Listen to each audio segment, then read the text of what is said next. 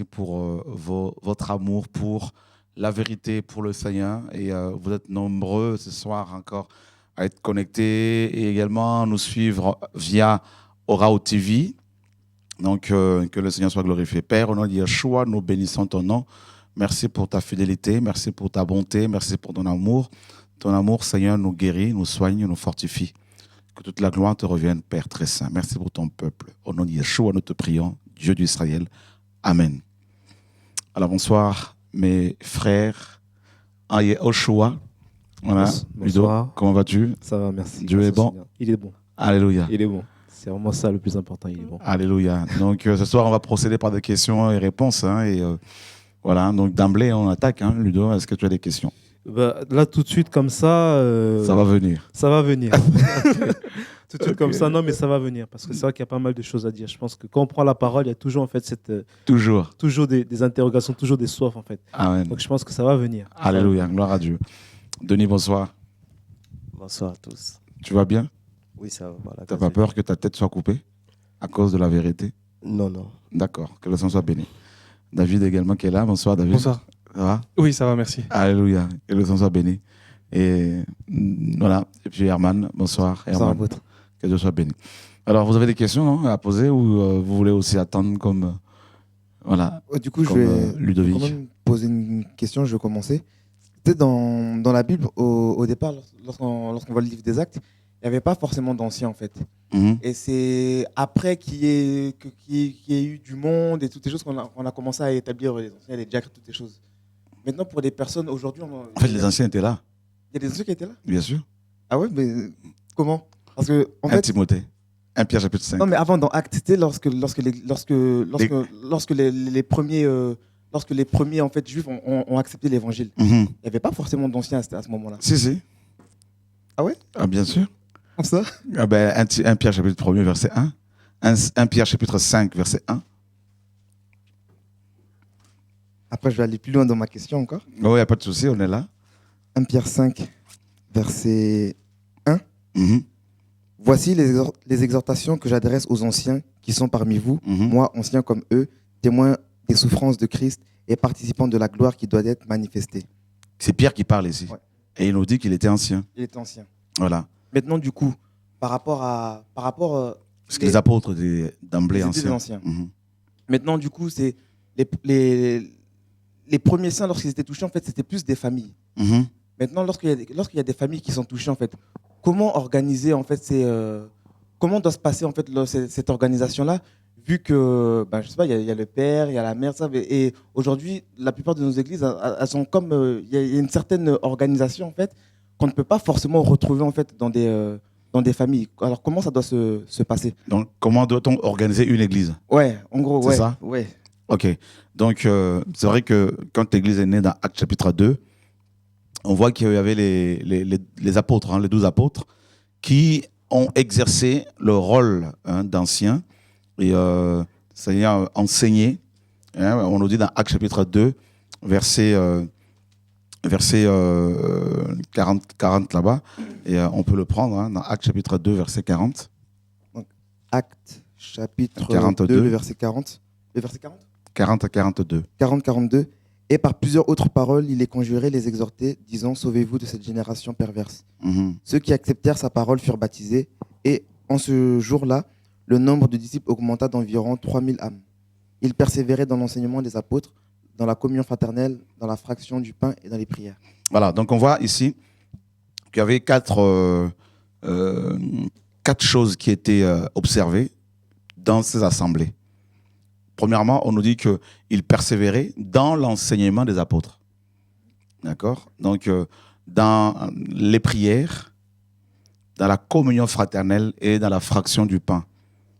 Donc, ces 4 choses nous parlent de la communion, bien sûr, fraternelle. Dans une assemblée locale, et en fait, les frères et sœurs, les chrétiens, par rapport à la communion qu'ils sont amenés à avoir, à vivre, à expérimenter, il faut qu'il y ait, ces 4 piliers. Donc, l'enseignement qui est apporté d'abord parce que tous les chrétiens sont appelés à s'enseigner mutuellement. D'accord? Il y a aussi cet enseignement qui est réservé à des personnes que le Seigneur à qui le Seigneur a confié une charge particulière, comme Éphésiens chapitre 4, verset 11 nous l'enseigne. Donc les apôtres, les prophètes, les docteurs, les évangélistes, qui sont en fait des anciens et qui travaillent essentiellement dans l'enseignement. Et donc il y a aussi les prières, donc c'est-à-dire on parle de prières, de la prière au pluriel. Donc on nous parle de l'adoration, on nous parle de la louange, on nous parle, n'est-ce pas, de l'intercession, d'accord, prier pour les autres, n'est-ce pas? Et on nous parle aussi de la demande par rapport à nous-mêmes. Hein. On peut demander des choses au Seigneur parce qu'il nous est dit de demander et nous recevrons. Voilà. Donc les prières, adoration, louange, intercession, demande, tout ça. Et puis il y a eu la fraction du pain, donc les agapes, n'est-ce pas? Le fait de manger ensemble avec des frères et sœurs. Et la Sainte Seine, le repas du Seigneur, n'est-ce pas? Et puis la communion fraternelle, donc le fait de se côtoyer en tant qu'avec d'autres chrétiens, d'échanger. Et ces 4 choses, on peut les vivre avec des frères et sœurs qui sont ici et là, hein, pas forcément de manière régulière, dans un endroit bien spécifique. Donc, on peut être enseigné par des frères et sœurs, par des frères qui sont ici et là, mais toutefois, une communion fraternelle doit, n'est-ce pas, avoir ces 4 piliers au moins. Voilà. Et du coup, parce que là, on parle de l'enseignement des apôtres, donc je vois un peu les différents ministères que tu as cités, que tu as parlé dans Éphésiens 4. Maintenant, quelles sont leurs limites? Très bonne question. Par rapport à même les anciens, en fait, quelles sont leurs limites en fait, pour ne pas empiéter sur le ministère du Seigneur, en fait, que le ministère, sur ce que Dieu fait dans la vie des saints. Okay. Quelles sont leurs limites? Quelles sont les limites qu'ils ne doivent pas dépasser? Comment doivent Alors, ce qu'il faut comprendre, c'est qu'il ne faut pas que les chrétiens se disent « nous devons chercher les apôtres ou les prophètes ». Non, ça c'est une erreur, n'est-ce pas, qu'il ne faut pas commettre, qu'il ne faut surtout pas commettre. Donc, vous ne devez pas, frères et sœurs, vous qui nous suivez là ce soir, et demain ou un autre jour, je ne sais pas, via plusieurs sites que nous avons, vous ne devez en aucun cas chercher, n'est-ce pas, des pasteurs, des apôtres pour être enseignés, fortifiés. Non, vous devez chercher d'abord le meilleur enseignant que nous ayons, c'est le Saint-Esprit. Alors, Yeshua, notre Dieu. Alors, ce qu'il faut comprendre, c'est que quand il est dit ici qu'il persévérait dans l'enseignement des apôtres, et, il ne faut pas chercher à reproduire cela de manière charnelle. D'accord? Parce qu'il y a des assemblées qui naissent ici et là où il n'y a pas tout de suite des apôtres. D'accord? On prend l'exemple, par exemple, de la femme samaritaine. Et il y a eu un réveil dans la Samarie. Pourtant, elle était ni prophétesse, ni apôtresse. Hein? D'accord? Donc, il ne faut vraiment pas non plus se servir de ce modèle de Jérusalem, et de Jérusalem comme modèle qu'il faut imposer partout. Donc, il faut toujours avoir un équilibre. Et voilà, donc il y a quelqu'un qui est en ligne là-bas. On va le prendre dans quelques secondes. Et il faut savoir que Jésus, notre Seigneur, Yeshua, est l'apôtre par excellence, selon Hébreux 3, et le prophète par excellence, l'évangéliste par excellence, le pasteur par excellence et le docteur par excellence. D'accord? Donc, un chrétien qui est en relation étroite relation avec Jésus-Christ, bénéficie d'emblée de ces 5 types d'onction. D'accord? Donc, voilà. Donc, il faut, parce que le Seigneur est celui qui comble tous nos vies vides. Hein? Donc, il ne faut pas chercher à se mettre sous la couverture d'un pasteur, d'un apôtre pour prétendre, n'est-ce pas, respecter la parole de Dieu, qui dit que les premiers chrétiens persévéraient dans l'enseignement des apôtres. Et ce qu'il faut comprendre aussi, ils persévéraient dans l'enseignement des apôtres, hommes, parce qu'à cette époque, n'est-ce pas, le Nouveau Testament n'était pas encore créé, donc écrit. Et donc les apôtres, n'est-ce pas, étaient des lettres vivantes. Ils faisaient office du Nouveau Testament. Mais maintenant, aujourd'hui, un chrétien qui est en étroite relation avec le Seigneur, notre Dieu, parce qu'il a le Nouveau Testament, donc en lisant ce livre, donc les écrits de Paul, de Pierre, de Jacques, on peut dire que ce chrétien persévère dans l'enseignement des apôtres. Vous comprenez le message? Donc voilà, donc du coup ça démonte, mes amis, ça casse la vision pyramidale que Satan a introduit dans la majorité de nos églises, ce qui veut que des chrétiens soient sous la couverture de leurs pasteurs ou de leurs apôtres, et c'est de la sorcellerie, tout ça. Et c'est ça la papauté, c'est la papauté. Donc, il y a un siège quelque part et toutes les églises du monde entier dépendent de leur siège qui se trouve soit au Vatican, soit à Paris, soit à Kinshasa, soit je ne sais pas où. C'est de la sorcellerie. Donc, avec la Bible, vous pouvez vous-même chez vous persévérer dans l'enseignement avec vos femmes, vos maris, dans l'enseignement des apôtres. Vous pouvez être membre d'une assemblée locale, de maison, ou d'un groupe de 3-4 personnes où il n'y a pas de pasteur d'apôtres, mais pourtant vous avez la Bible déjà, donc vous pouvez persévérer comme ça dans l'enseignement des apôtres. Et maintenant, si Dieu permet qu'un apôtre physique ou un prophète vienne vous encourager, ok, mais il ne doit pas vous dominer, pour vous écraser. Ça, c'est la sorcellerie chrétienne. Nous avons quelqu'un en ligne. Allô, bonsoir. Allô, bonsoir. Oui, bonsoir. Oui, vous pouvez parler, on vous entend. Oui, bonsoir. Bonsoir. En fait, oui. En fait, voilà, je vous appelle parce que j'ai une question, en fait. Ok, allez-y. Elle est assez simple. Donc, en suivant le message et les enseignements, en fait, vous nous expliquez souvent que il y a beaucoup de personnes qui ont la connaissance, mais qui n'ont pas la vie de Dieu. La vie de Dieu, la vie, en fait. Et je voulais savoir si vous pouvez nous... Comment vous pouvez résumer, en fait, c'est quoi... Qu'est-ce que je veux dire par là? Enfin, voilà, la vie de Dieu, en fait, c'est quoi? Comment on pourrait définir la vie de Dieu? Voilà. Ok. Satan a la connaissance de la parole. Et quelqu'un qui prend la Bible et qui la médite jour et nuit aura la connaissance, une connaissance intellectuelle. La connaissance, c'est quoi? C'est juste une, n'est-ce pas, une accumulation, n'est-ce pas, des données, d'informations. Oui. Donc, c'est ça la connaissance. On accumule, on amasse. Et voilà, et puis on a la connaissance. Quand on va à l'école, par exemple, on va accumuler plusieurs informations. Hein, et puis, bon, ça fait la somme de ces informations constitue la connaissance. Hein, donc, tant historique que géographique, mathématique, tout ça. Et voilà, donc, c'est une accumulation des choses. Voilà. Donc, je prends un exemple beaucoup plus simple encore. Et les partisans de Karl Marx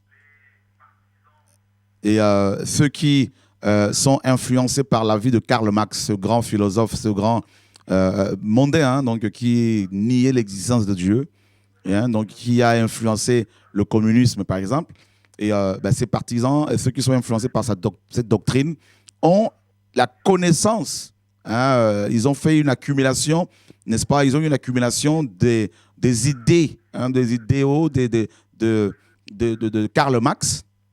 Ils peuvent même en parler, et ils en parlent ici et là. On les appelle les théoriciens. Et ils ont la connaissance, mais pourtant, ils parlent de Karl Marx, mais pourtant, ils ne l'ont jamais connu.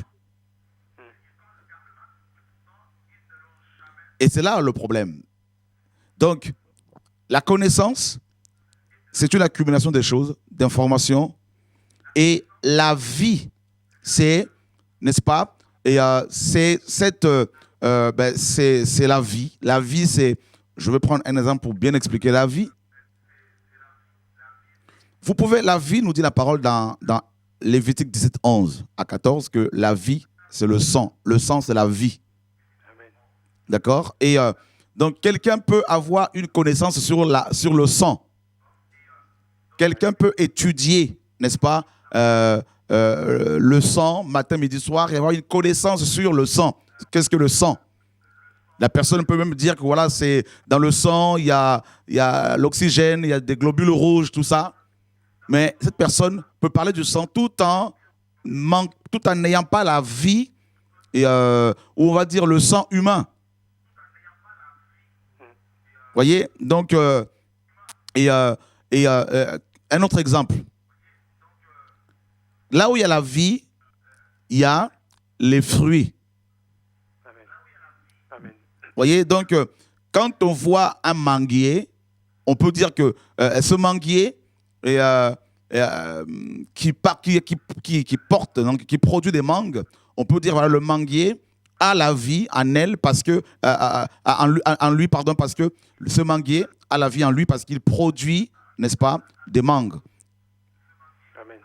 Donc, la vie de Dieu, c'est quoi? La vie de Dieu, c'est comment peut-on savoir que quelqu'un a la vie de Dieu? En regardant son comportement, la personne craint le Seigneur, la personne, n'est-ce pas, aime le Seigneur, la personne aime son prochain, la personne porte les fruits de Galates 5, 22, la joie, la paix, quelles que soient les critiques, la personne continue sa marche avec le Seigneur parce que la vie de Dieu, c'est la résurrection, c'est le fait de produire en fait la nature de Dieu qui est une nature sainte et pure et voilà. Amen. Que Dieu soit béni, que le Seigneur te garde, frère, merci. Alors, voilà, Herman, donc, comme je disais, je te répondais là, comment doit-on organiser nos assemblées? Oui, je crois en l'église locale, aux églises locales, c'est biblique que les frères et sœurs prient là où ils se retrouvent, là où ils se trouvent chez eux, dans leur ville, comme l'église de Corinthe, l'église d'Éphèse, c'est biblique tout ça, donc on doit être équilibré. Mais pas une église, je ne crois pas aux églises dirigées par un seul homme à la tête avec sa femme à côté pour ceux qui sont mariés. Et je ne crois pas à une direction de l'église par un homme ou deux personnes ou un groupe de personnes qui travaillent comme une oligarchie, c'est-à-dire un groupe à part, n'est-ce pas? Ce que j'ai nommé également j'ai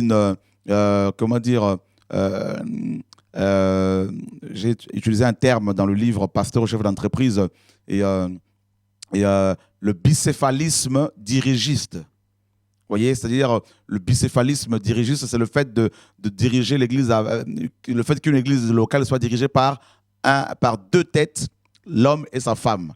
Donc, voilà. Donc, n'allez pas chercher un apôtre ou un prophète pour vous diriger. Vous pouvez vous retrouver en tant que chrétien, parler, prier entre vous et persévérer dans l'enseignement des apôtres consigné dans ce livre qu'on appelle la Bible, dans le Nouveau Testament. Et d'ailleurs, Éphésiens 2, 20 nous dit que nous sommes édifiés, nous chrétiens, sur les fondements des apôtres et des prophètes. Yehoshua, le Mashiach, et, n'est-ce pas, en est la pierre angulaire. Donc, la pierre angulaire de l'église, bien sûr. Donc, voilà. Donc, oui, il peut y avoir dans une église locale des anciens qui travaillent en équipe, mais pas une équipe à part qui travaille comme un corps à part, et que les chrétiens soient considérés comme des laïcs et eux comme le clergé. C'est pas ce que la parole nous enseigne. Voilà.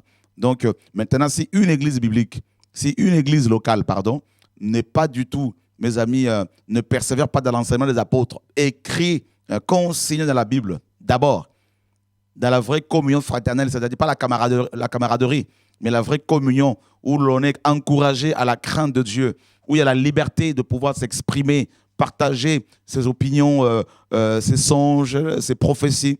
Si une église ne vous encourage pas à cette vraie communion, vous devez prendre vos jambes à vos coups et puis, bien sûr, la quitter simplement et chercher le Seigneur qui, en son temps, pourra vous conduire à prier avec des frères et sœurs qui le craignent. Allô, bonsoir.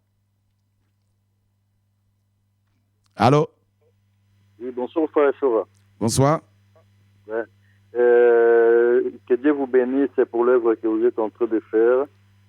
Et puis, moi, j'ai une question, c'est par rapport à la Bible, de savoir quelle est la relation, le lien d'un chrétien avec la Bible. La relation qu'un chrétien doit avoir avec la Bible? Oui. Je n'ai pas bien compris la question, mais je pense pouvoir... je vais quand même essayer de répondre. Dans Psaume 119, verset 11, la parole nous dit « J'esserai ta parole, j'esserai ta parole, ou je serre ta parole dans mon cœur, afin de ne pas pécher contre toi. » Eh ben, Josué 1,3 nous dit également que ce livre de la loi ne s'éloigne point de ta bouche. 1,8, pardon. Et médite-le nuit et jour, afin que tu sois heureux et que tu réussisses dans tout ce que tu entreprendras. Et là, dans le psaume 119, David disait qu'il serrait la parole de Dieu dans son cœur pour ne pas pécher. Donc, un chrétien doit méditer la parole du Seigneur chaque jour, doit, n'est-ce pas, aussi garder cette parole dans son cœur, avoir un dépôt pour justement combattre contre l'ennemi, parce que la parole est une épée, et l'épée, je dirais, parce que c'est l'épée par excellence, pour combattre notre ennemi. Voilà, frère. Donc, Ludo, une question? J'avais juste une question, justement, parce que Herman a parlé, justement, par rapport au rôle, en fait, comment, justement, devait se passer, justement, au niveau des anciens, tout ça. Moi, la question que j'avais, justement, c'est vraiment quel est le rôle du ministère par rapport à Ephésiens 4, 11. Parce que c'est vrai que souvent, pourquoi justement c'est la pagaille, c'est la confusion aujourd'hui. Hier, justement, on a parlé du fait que plus rien n'était gratuit. On a reçu gratuitement, mais aujourd'hui, justement, tout devient payant. Mais justement, quel est le rôle, en fait, pour pouvoir vraiment nous aider tous, les frères et sœurs aussi, quel est le rôle que doit jouer un ministère? Parce que connaître son rôle, ça nous permet de savoir, en fait, quelle est la limite aussi qu'il ne doit pas franchir. Alors, très bien, très bien. Et moi, je dirais, pour que les frères et sœurs soient bien éclairés, quel est le rôle, ou quels sont les rôles que doivent jouer les ministères d'Éphésiens 4, 11, c'est-à-dire les apôtres, les prophètes, les docteurs, les pasteurs, qui sont des anciens. Parce que quand aussi on dit quel est le rôle que doit jouer le ministère, si on ne précise pas, parce que tous les chrétiens sont ministres.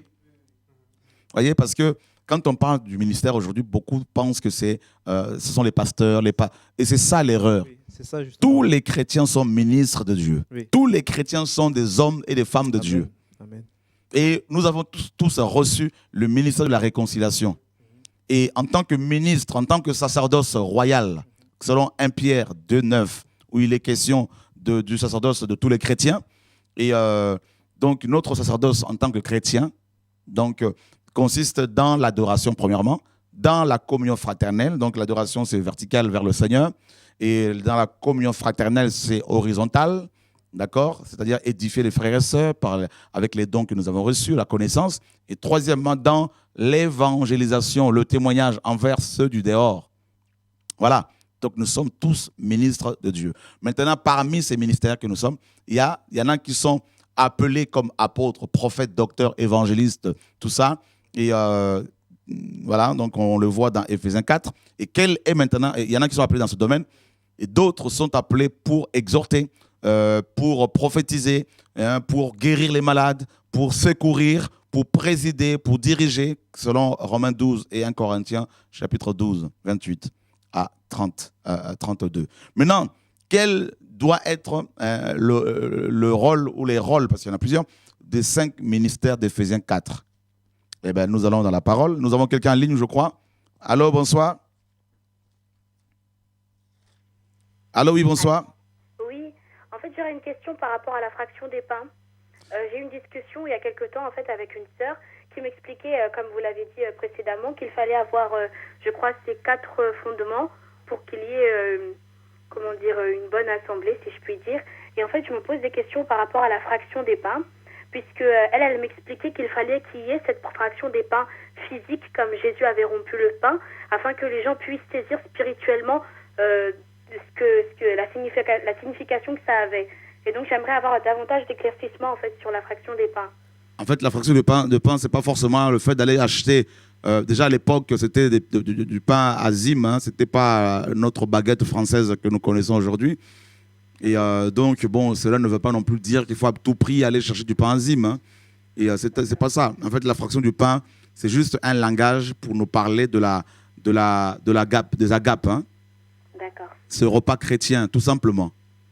D'accord. Voilà, donc maintenant, de là à dire qu'il faut absolument entendre ce bruit quand le pain est rompu pour avoir une révélation derrière, là, ça devient complètement charnel. D'accord. Et voilà. Que dois-je lui répondre par rapport à cela, par rapport à la fraction des pains, en fait? C'est que je partage avec vous, on peut se tutoyer avec toi, parce qu'on est enfants de Dieu, frères et sœurs. Et c'est tout simplement un repas, le repas chrétien. Et Et Jude aussi en parle. Donc, tu peux lire l'épître de Jude. Je pense que le Seigneur va te parler aussi. D'accord. Donc, c'est juste un repas. Donc, la fraction de pain, c'était juste un repas. Et quand le Seigneur, après sa résurrection, dans Luc 24, il va rencontrer les deux disciples qui allaient à Emmaüs et qui vont par la suite inviter Yeshua à prendre un repas avec eux. Et le Seigneur va rompre le pain et voilà, ils vont manger ensemble, tout ça. Et ensuite, il va disparaître. Donc, c'est juste un langage pour dire que en tant que chrétiens, nous pouvons aussi de temps à autre avoir un repas ensemble. D'accord. Mais comme le Seigneur, avec les apôtres, quoi, ils mangeaient souvent ensemble, tout ça. Et voilà, c'est les agapes. Voilà, un repas chrétien. D'accord.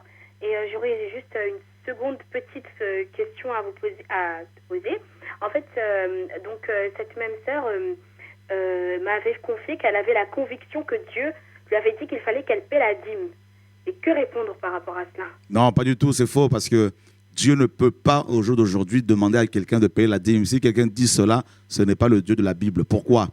Parce que l'apôtre Paul nous dit, dans Galates chapitre 1er, verset, n'est-ce pas, et 7, l'apôtre Paul nous dit 7 à 9, et donc je m'étonne que vous vous détourniez si promptement de celui qui vous a appelé à son évangile, hein, pour passer à un autre évangile. Non pas qu'il y ait un autre évangile, mais il y a des gens qui vous troublent et qui, n'est-ce pas, veulent altérer l'évangile de Christ. Et Paul dit, et si nous-mêmes, ou un ange, venez vous annoncer un évangile s'écartant de celui que vous avez reçu, qu'il soit anathème, n'est-ce pas? Et Paul le dit à 2 reprises, hein, qu'il soit anathème, c'est-à-dire maudit.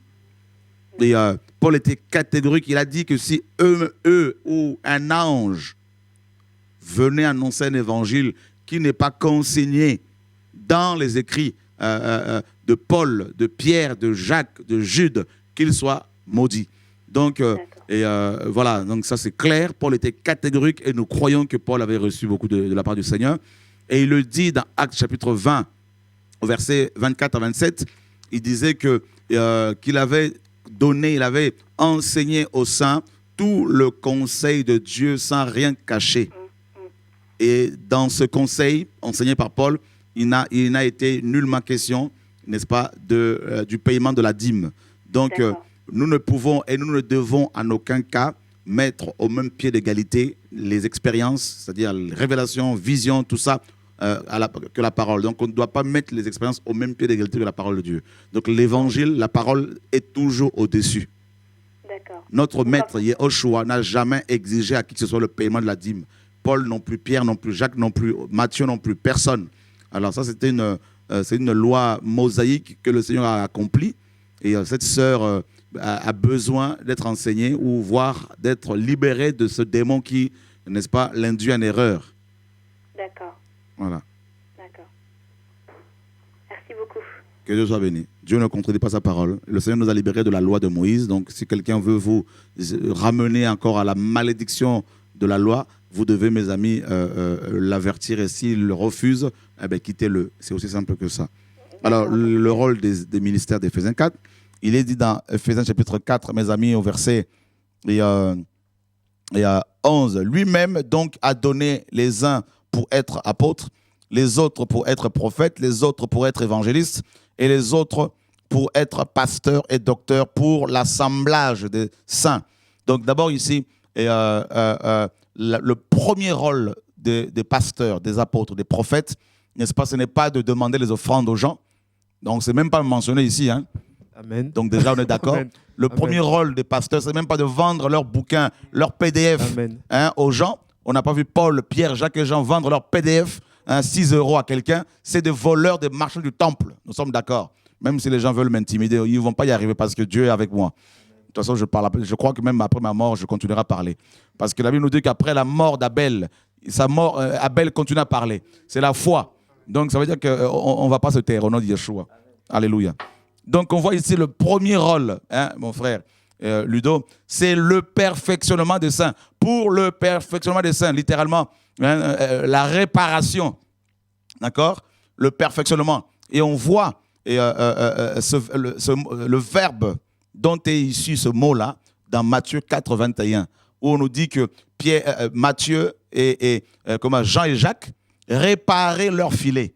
Hein, donc le mot perfectionnement vient de katartismos. Ce terme grec, ce mot-là, sort d'un verbe qui, grec toujours, qu'on appelle katartizo. Katartizo, on le voit comme je vous le dis dans Matthieu 4, 21, qui a été traduit par réparer. D'accord. Donc le rôle de ces 5 ministères-là, c'est de réparer les chrétiens. Et il n'y a pas que eux qui doivent le faire. Eux-mêmes aussi doivent être réparés par les chrétiens. Hein? Donc, parce qu'ils ne sont pas au-dessus des autres chrétiens. Parce que Paul le dit dans 2 Corinthiens 13 là-bas, n'est-ce pas, 11, il dit aux chrétiens, également aux pasteurs, aux apôtres, perfectionnez-vous. C'est le mot katartismos, perfectionnement. Donc, on voit que la perfection est mutuelle. D'accord? Et le mot katartismos signifie réparer les dégâts causés par le péché dans les cœurs de nouveaux chrétiens, de nouveaux convertis. D'accord?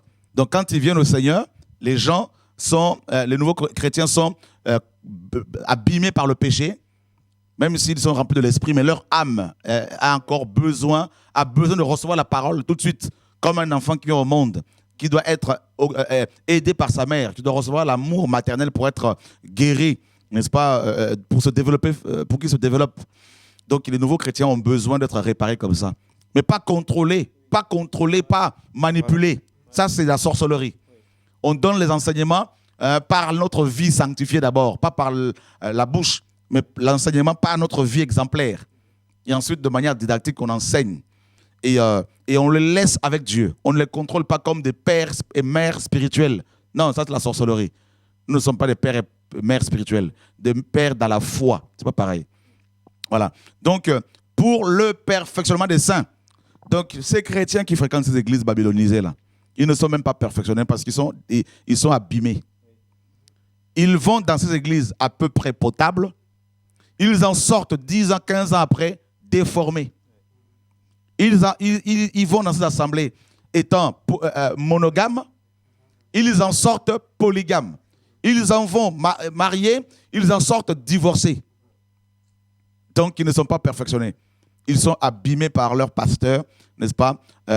Voilà. Donc, maintenant, ça, c'est le premier rôle. Perfectionner les chrétiens. Paul nous dit dans Colossiens 1, 28, nous présenterons à Dieu tout homme devenu parfait en Christ. D'accord? Amener les gens à ressembler à Jésus, hein, et les laisser avec le Seigneur. Et deuxièmement, qu'est-ce qu'on apprend là-bas? Si tu peux le lire. Donc, Éphésiens 4, 11. Donc, et il a donné les uns comme apôtres, les autres comme prophètes, les autres comme évangélistes, les autres comme pasteurs des saints, en vue de l'œuvre du ministère et de l'édification du corps de Christ. Ok, et là on voit quoi? On dit ici, hein, donc Osterwald, cet homme de Dieu, a utilisé, donc c'est biblique, hein, il a bien traduit aussi, il a utilisé assemblage, hein, donc assemblage, donc le mot perfectionnement des saints pour l'œuvre du ministère, parce qu'ils doivent être perfectionnés. Pourquoi? Ils sont perfectionnés, non pour rester assis. Amen. Asseyez-vous là et écoutez votre pasteur toute votre vie. Ça, c'est la sorcellerie. Ça, c'est l'envoûtement. D'accord? C'est comme si on dit aux gens, on dit à un bébé, tu vas boire le biberon aujourd'hui. Pendant 2 semaines, tu vas le boire. Pendant 1 mois, mais tu ne dois pas aller faire aller au petit coin. Tu dois manger sans uriner, sans, n'est-ce pas, aller déféquer, tout ça. Donc, tu dois rester, pas de sel, donc reste comme ça. Eh bien, qu'est-ce qui va se passer? À force de le gaver comme les oies, hein, comme une noix, eh bien, la personne qui a tellement mangé va devenir grasse et elle va exploser. Parce que quand on mange sans évacuer, hein, ben, si on mange sans évacuer, on explose. Et c'est pour cela que dans ces églises, ces chrétiens qui ont suivi les enseignements pendant des années de leurs pasteurs, de leurs apôtres, des conférences, des séminaires, hein, des écoles bibliques, mais ils ont été enseignés pendant des années pour faire quoi? Pour qui ça sert encore là? C'est ça justement. Et continuer à écouter le même pasteur toute leur vie, mais ils vont exploser. Et c'est pour cela que, mes amis, beaucoup de chrétiens sont devenus gras, parce qu'ils ont tellement mangé qu'ils finissent par devenir lourds. Voyez? Et là, on nous dit qu'ils sont perfectionnés en vue de l'œuvre du ministère. Parce qu'ils sont tous appelés au ministère, tous les chrétiens, comme je vous l'ai dit. Parmi eux, il y a des apôtres et des prophètes. Il y en a qui ont le ministère de la compassion pour aller, par exemple, s'occuper des veuves, des orphelins, des SDF dans la rue. Mais si on leur dit pendant 28 ans, pendant 20 ans, restez dans votre église locale, écoutez toujours le même pasteur du 1er janvier au 31 décembre, ils finiront par mourir, ces gens-là. C'est pour cela que ces bâtiments d'église sont devenus des cimetières. Oui. Des cimetières, des frigos qui enferment des cadavres. Et c'est pour cela, dans Ézéchiel 37, Dieu dit « J'ouvrirai vos tombes, ô mon peuple, et je vous sortirai de vos tombes. » Eh bien, ces bâtiments d'église sont devenus des tombes. N'est-ce pas? Voilà. Et Dieu sort son peuple de ce tombeau. Pour qu'ils le servent réellement.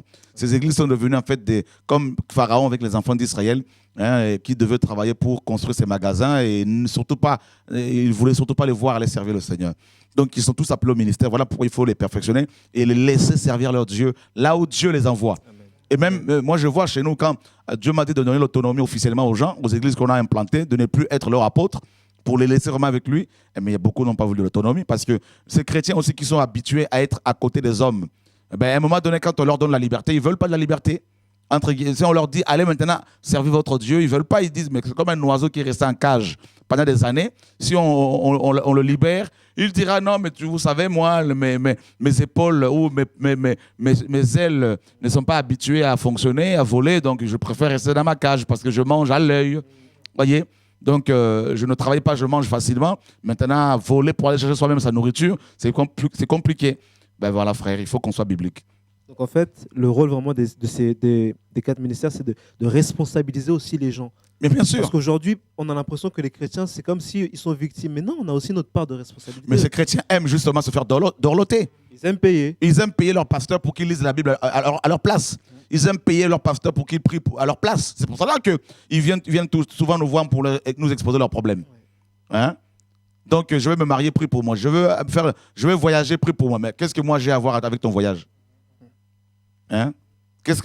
Souvent, les gens ils viennent nous voir, frère, je vais voyager en Afrique, prie pour moi. Vous pensez que parce que je vais prier pour vous, que les démons ne vont pas vous attaquer? Mais ce n'est pas ça l'évangile, frères et sœurs. Il faut qu'on soit responsable.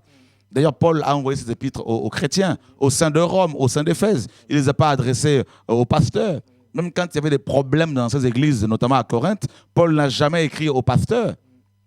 À chaque fois, il disait au sein de Rome, au sein d'Éphèse. Parce que pour Paul, qui avait été éclairé par le Seigneur, tous les chrétiens sont ministres de Dieu, responsables de leurs assemblées. Vous voyez? Et si leurs dirigeants se méconduisent, ces chrétiens étaient capables de les mettre sous discipline. Vous voyez? Et quand ils ne le faisaient pas, Paul a envoyé par exemple des gens pour mettre de l'ordre, comme il a dit à Tite, d'aller en Crète pour mettre de l'ordre, des anciens notamment, et de faire l'élection là-bas, des anciens, et à Timothée, à Éphèse pour mettre de l'ordre. Oui, allô? Allô, bonsoir. Oui, allô, bonsoir. Oui, c'est Jessica de Bruxelles. Jessica, bonsoir. Oui, bonsoir. Alors, j'ai un tout petit témoignage qui n'a rien à voir avec ce que tu enseignes maintenant, mais ce sera très court en tout cas. Tu peux y aller. Oui, c'est à propos de samedi, en fait, lorsque tu m'as imposé la main. Et quand je me suis mise à rire et danser toute seule, en même temps, ma mère a eu sa délivrance au Gabon à ce moment-là. Elle a été délivrée d'un esprit de folie. Elle a été délivrée de la folie. Oui. Alléluia, gloire à Dieu. Mon Dieu. Ça, c'est en fait sa grande sœur, l'aînée de la famille, qui l'avait citée, c'est dans la rue, je crois. Et voilà. Allô? Oui. Waouh. Donc, voilà. Donc, au même moment, alors qu'elle elle se trouve à Libreville, en Afrique, au Gabon, oui. Elle a reçu sa délivrance et le démon de folie est parti. Oui, il est parti, il l'embête plus du tout. Et elle est redevenue normale. Oui. Dieu est trop fort. Jessica, samedi, si tu peux revenir pour témoigner ça publiquement, ça serait bien. D'accord, ok. On t'attend samedi. Ok. Merci, Seigneur. Voilà. Ah, le Seigneur est trop fort. Vous vous rendez compte, ça c'est très encourageant, frères et sœurs. Il n'y a que Dieu qui peut faire ça. Voilà. De plus en plus, ça c'est la deuxième personne folle que Dieu vient de délivrer. Et c'est glorieux. Voilà. Toute la gloire soit rendue à Yeshua. Donc on voit bien qu'ils ont la mission, donc ces dirigeants, ces conducteurs, de perfectionner les gens, comme tu l'as si bien dit, de les responsabiliser. Non, je ne parle pas de la responsabilité charnelle concernant, par exemple, le protocole. C'est pas ça. C'est pas ça. l'accueil. C'est pas ça. Vous savez, ceux qui doivent vous accueillir lors des réunions d'église, ce sont les dirigeants, les pasteurs. Ce sont les pasteurs, les apôtres. Ils sont à la porte là-bas pour vous accueillir dans ces maisons de prière, hein, dans vos maisons où il y a des assemblées. Donc, c'est pas ça. Je ne parle pas de ceux qui s'occupent du nettoyage de la salle. Hein, donc, c'est pas ça le ministère. Je parle de la responsabilité par rapport au fait de veiller à ce que la bonne parole soit annoncée. Un pasteur qui annonce une fausse doctrine, vous, chrétiens, vous avez le droit de le dire. Tu ne peux plus annoncer la parole. Tu ne peux plus nous enseigner. Voilà, tu dois t'asseoir, sinon, nous partons tous, nous te laissons avec ton bâtiment ou ta maison et on part. Voilà. Donc, responsabiliser les chrétiens par rapport aussi à leur foyer, qu'ils soient des pères et des mères dignes de ce nom. Hein, pas amener les femmes d'autrui à devenir vos filles spirituelles pour les contrôler, tout ça là. Non, amener ces femmes dont les maris se méconduisent aussi à prier pour leur mari, à les aimer malgré leur comportement, parce que la parole nous dit de prier pour ceux qui nous persécutent, de prier pour ceux qui nous maudissent, tout ça là, hein, de les bénir. C'est ça l'évangile, amener les chrétiens à être responsables vis-à-vis de leurs parents, vis-à-vis de leurs femmes, vis-à-vis de leurs maris. Hein, ne pas se mettre, vous pasteurs, entre les femmes et leurs maris. Amener la jeunesse à être responsable au sein de la société dans laquelle ils sont, ces jeunes.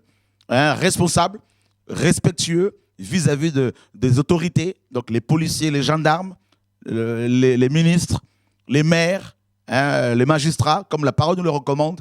Amener les chrétiens à manifester les caractéristiques du royaume de Dieu, l'amour, l'humilité, la justice, l'intégrité, n'est-ce pas?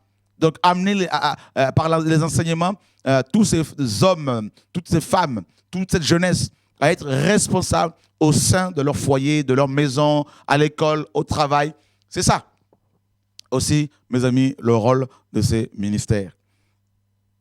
Voilà pourquoi Paul a dit dans 1 Timothée 5, dans 1 Timothée 3, 8, hein, on peut le lire pour que vous compreniez un peu plus le rôle que doivent jouer ces conducteurs. 1 Timothée 3, 8, 1 Timothée 5, 8, pardon. 1 Timothée 5, 8. Si quelqu'un n'a pas soin des siens, et principalement de ceux de sa famille, il a renié la foi, il est pire qu'un infidèle. Vous voyez, donc Paul est en train de parler en tant qu'apôtre, appelé à perfectionner les chrétiens et à se faire lui-même perfectionner par les autres, chrétiens aussi.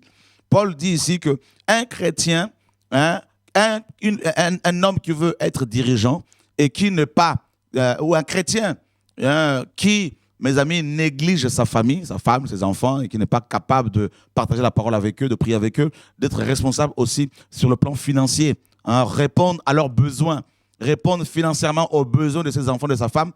Un chrétien qui n'est pas capable de le faire, il est pire qu'un infidèle. Donc vous voyez, il faut vraiment qu'on sorte un peu de nos sectes pour qu'on réalise qu'on s'est trop enfermé dans nos sectes, oubliant que nous avons des familles, nous avons des femmes, des enfants, des parents, et qu'il faut en prendre soin. Que la vie ne se résume pas seulement aux réunions d'église où vous allez chaque dimanche, chaque lundi, mardi, mercredi, jeudi, que vous avez des familles. Il faut être responsable, que nous sommes membres, citoyens des pays où nous vivons, que nous avons aussi des responsabilités vis-à-vis de nos voisins, hein, des autorités, tout ça en tant que chrétiens, parce que nous sommes appelés à vivre le royaume tous les jours, à être des exemples. Voilà l'évangile. Il faut sortir de ce carcan religieux, cette vision sectaire que nous avons eue des églises. Allô, bonsoir. Il n'y a personne sur là. Ok, David. Oui, en fait, on m'entend, c'est bon? En fait, c'est vraiment très important ce que tu dis parce que aujourd'hui, je me rends compte, en fait, déjà dans ces assemblées babyloniennes, là, que ce qu'on inculque à ces personnes-là, c'est de leur dire, ok, d'accord, vous allez être responsable, mais vous allez vous responsabiliser par rapport à moi. Vous êtes, en fait, voilà, vous vous occupez de moi. C'est ça. Je vais vendre mes livres, j'ai besoin de manger. C'est ça. Je suis un dymatologue, donc un spécialiste de la dîme. Vous allez y participer. Dymatologue, ouais. Dymatologue. Voilà, c'est terrible, ça, ouais. Voilà. Et en fait, c'est ça, c'est tout ça, simplement. Ces chrétiens-là sont ici. C'est comme un peu Jéroboam, qui voulait contrôler ce pays. Il a commencé à mettre des hôtels un peu à Dan, des hôtels à Bethel. à Bethel. Mhm. Et les vrais enfants de Dieu, les vrais sacrificateurs, ont quitté ce principe-là parce qu'il essayait lui-même de mettre sa propre religion en place. C'est ça. Ils ont quitté cet endroit, les vrais enfants de Dieu, pour repartir là où était Roboam, en Mhm. l'occurrence, et à Jérusalem pour adorer le véritable Dieu. Mhm. Et le problème, il est là, c'est que ces personnes-là, à la tête de ces assemblées pyramidales, ils donnent le message à ces chrétiens-là en disant que bon, moi, je parle avec le Seigneur, mais vous allez vous occuper de moi, vous allez Ah, prendre c'est ça. soin de moi. C'est ça. Et c'est pour ça que je suis content, je suis vraiment content du partage parce que même qu'on voit sur Internet, par exemple, on te taxe de dépouilleur d'assemblée, Mhm. mais en fait, ils comprennent pas vraiment le sens parce que c'est pas du tout ça. En fait, c'est clair ce que tu partages C'est- aujourd'hui, voilà. c'est la parole. Mais eux, non, il faut pas toucher à leur empire. C'est ça. Il faut pas toucher à leur business. C'est ça. C'est des traders chrétiens, ils investissent dans les livres. Allez, je mets 1000 là, je sais que j'en recevrai 5000. Je sors un livre, j'écris un livre, je sors 1000 exemplaires. Voilà. Et bien, si je vends, je sors 1000 exemplaires aussi, ce livre fait 250 pages. Bon, je vais payer à peu près 4000 € à l'imprimeur. Et ben, si je le vends 15 €, eh ben, ça fait 1000 fois 15, ça fait 15 000 €. Ouais. Donc, je me fais une marge de, n'est-ce pas, des bénéfices de 11 000 €, Voilà. n'est-ce pas? Donc, sans payer bien sûr les impôts. Tout à Et fait. le calcul est vite fait. Ah ouais. Donc, du coup, ben, une personne comme ça qui débourse 4 000 € et qui en gagne plus de 10 000. Tout à fait. Et toi, tu arrives avec la parole pour dire Et voilà, il c'est faut ça. donner gratuitement. C'est ça. Eh ben, Bah là, ils sont pas contents. ils sont pas contents. Non, Et puis, ils vont chercher à me casser en disant je l'ai connu, Tout à fait. Chora. Tout à fait. Mais lui qui écrit ses livres, Exactement. tout ça là, c'est pas lui parce que mon premier livre. Attends, mais les amis C'est là. n'importe quoi. C'est. C'est les mêmes personnes qui vendent des PDF. Alors ça, moi, j'ai sauté sur place. On vend des PDF, Ludo, des PDF. Tu te rends compte? Un truc électronique. On te le vend. Non, ça m'a. Et ils justifient cela comment? Il n'y a pas d'argument, ils n'ont pas d'argument biblique, mais ils vont simplement donner des arguments complètement charnels, du genre, il faut payer l'imprimeur, il faut payer le papier, donc les supports. Alors, et Paul, quand il écrivait, mes amis, il avait des parchemins. Là. Vous pensez que Paul, mes amis, les ramassait dans la rue? Les parchemins, Paul les payait, les achetait. Dieu lui donnait les moyens de le faire. N'est-ce pas? Vous avez reçu gratuitement, donné gratuitement. Donc le rôle, comme on le voit également aujourd'hui, David, de ces pasteurs, prédicateurs, selon la Bible, c'est de perfectionner les chrétiens et non de les dominer, les écraser et les amener, les responsabiliser d'abord au sein de leur famille avec la parole.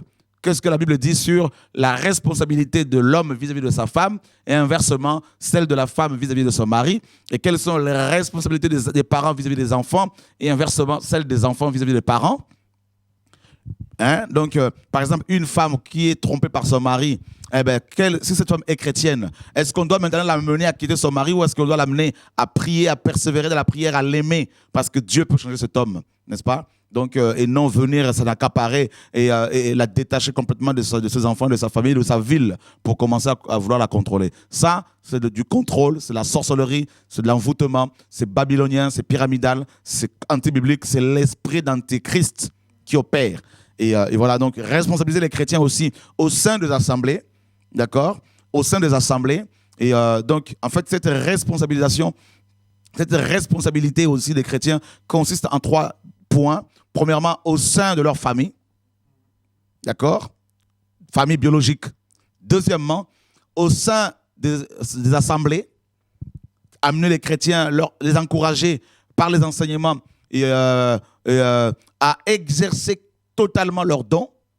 Ils ont des prophéties, qu'ils les donnent sans peur, sans, mes amis, frayeur, sans se poser la question si les dirigeants, les pasteurs ne vont pas lui tomber dessus. Amener les chrétiens à partager la parole. Chaque chrétien doit être capable d'exhorter, même si tout le monde n'est pas appelé à enseigner, mais tout le monde doit au moins apprendre à exhorter. Parce qu'il est dit, exhortez-vous les uns les autres, priez les uns pour les autres, instruisez-vous les uns les autres. Colossiens 3 le dit, leur apprendre à enseigner, avoir un minimum d'enseignement, n'est-ce pas? Être capable de pouvoir enseigner même pendant quelques secondes, quelques minutes.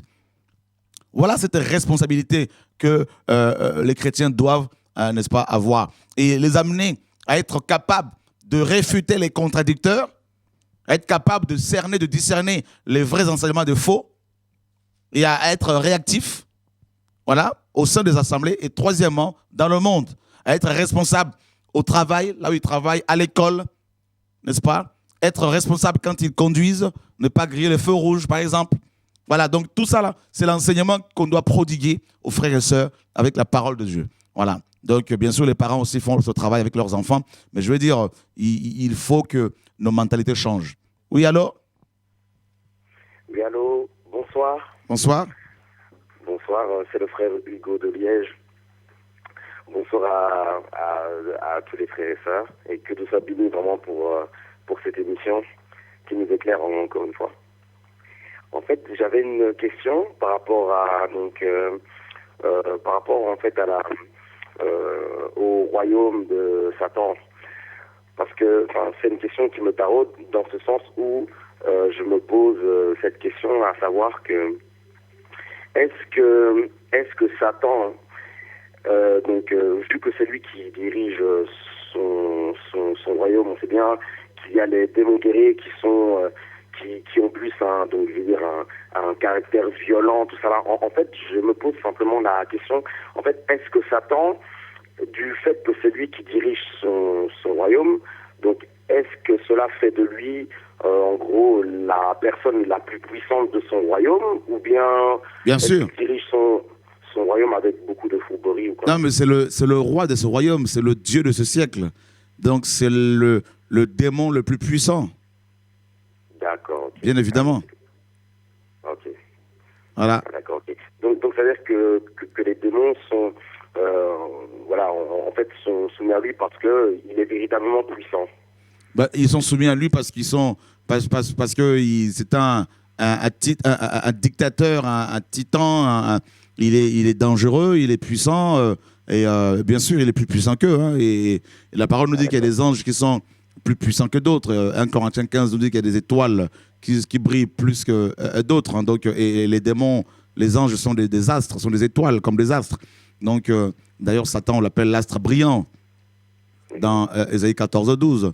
Te voilà tombé du ciel, astre brillant. Donc, fils de l'aurore. Et bien sûr, s'il a réussi à entraîner autant de personnes après lui, c'est parce qu'il était,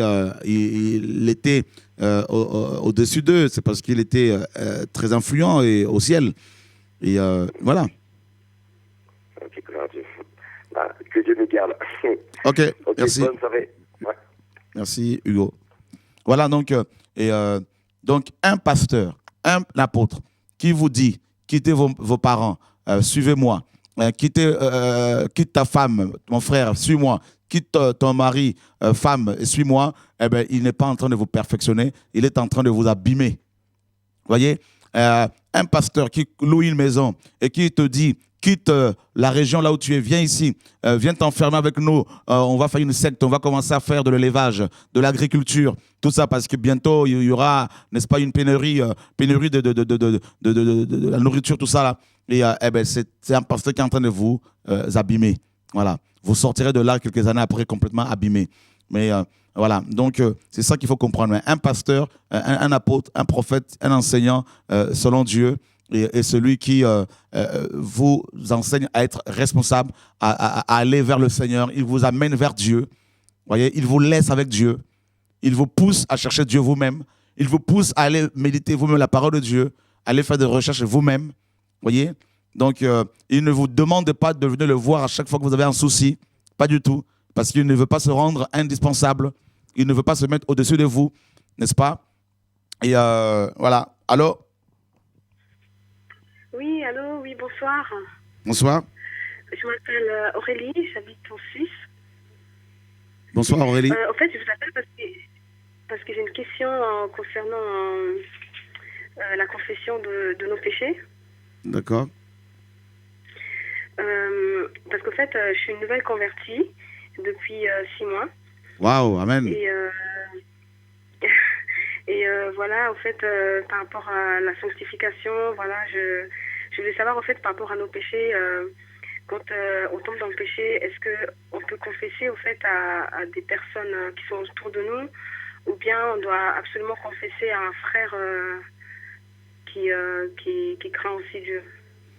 Et on peut, d'abord, premièrement, il faut confesser devant Dieu, chez toi. Oui. Et deuxièmement, si tu veux vraiment être aidé aussi, si tu vois que ce péché peut revenir ou tu peux retomber encore facilement, si tu veux de l'aide des frères, c'est biblique. Et tu peux confesser aussi auprès d'une personne qui a la maturité, pas devant une personne qui vient aussi de se convertir, parce que tu risques de peut-être la choquer mais voilà. Mais une personne qui a la maturité, ou voire même tu peux aussi le faire devant l'assemblée, ça peut arriver, même s'il y a des nouveaux convertis, c'est aussi biblique de confesser devant l'assemblée. Mais confesser à un frère seul, toi femme, et ça dépend quel type de péché que tu as commis, mais je pense que vaut mieux confesser, chercher aussi une femme qui est mature pour pouvoir parler avec elle. D'accord. Parce qu'en fait, là, je tombe toujours dans le même péché, ça se répète à chaque fois, c'est le mensonge. Parce que quand j'étais dans le monde avant, j'étais une personne très complexée et je disais pas en fait ma vie, je gardais toujours tout. Donc j'ai l'impression que maintenant en fait ça me suit toujours en fait. Ok, mais là tu peux le confesser devant l'assemblée si tu veux, si ton assemblée craint Dieu, si vraiment il n'y a pas un pasteur qui domine tout le monde, qui écrase tout le monde, et tu peux confesser devant les frères et sœurs. Ok, d'accord. Mais si on n'a pas d'assemblée, parce que là où je suis, il n'y a pas d'assemblée en fait, il y a juste un frère et une sœur qu'on essaie de se rencontrer de temps en temps pour partager. Mais tu peux confesser aux deux. D'accord, ok. D'accord. Et puis j'ai une dernière question, c'est par rapport à en fait, les choses qu'on a fait dans le passé. Par exemple, moi, avant de me convertir, j'avais fait des modifications sur mon nom de famille, au fait. Et je voulais savoir si ça, c'est, comment dire, si on doit revenir en arrière. Enfin, parce que si tu as la possibilité, si tu as la possibilité de le faire, si c'est bon, tu peux le faire, mais sinon, c'est ton passé. Bon, ça ne va pas forcément te compliquer la vie. Et comment dire, Dieu ne tient pas compte du temps d'ignorance, nous dit la parole. Mais sinon, si tu peux changer au niveau de l'État, pourquoi pas. D'accord. Voilà. Mais sinon, au pire des cas, tu peux le dire seulement aux frères et sœurs. Et voilà. Voilà. D'accord, ok. Et puis une dernière question, parce qu'en fait, je vais venir en France pour la veille de réunion, la veille pour le 20 décembre, ouais. Le 20 décembre, voilà. Et puis je voulais savoir si ça va se passer à Évry ou bien à un autre endroit. C'est à Évry. D'accord. Ok. Merci beaucoup. Que le Seigneur vous bénisse. Merci, que Dieu soit béni. Au revoir. Voilà. Donc, voilà le message, frères et sœurs. Quels sont, n'est-ce pas, les rôles donc, des dirigeants. Voilà, ce n'est pas d'aller vendre des livres, des CD à gauche, à droite, n'est-ce pas, de leur PDF, tout ça. C'est d'encourager les gens à servir le Seigneur.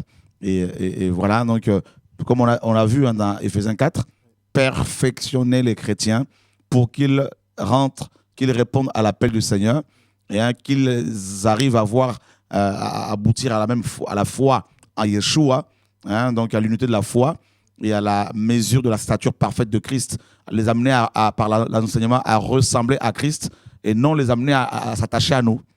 Paul n'amenait pas les gens à lui. D'ailleurs, Paul était plus en prison qu'en liberté. Donc, amener les gens à Christ. Si un pasteur vous dit, toi, tu es mon fils spirituel, ma fille spirituelle, et je veux te former, il faut le fuir.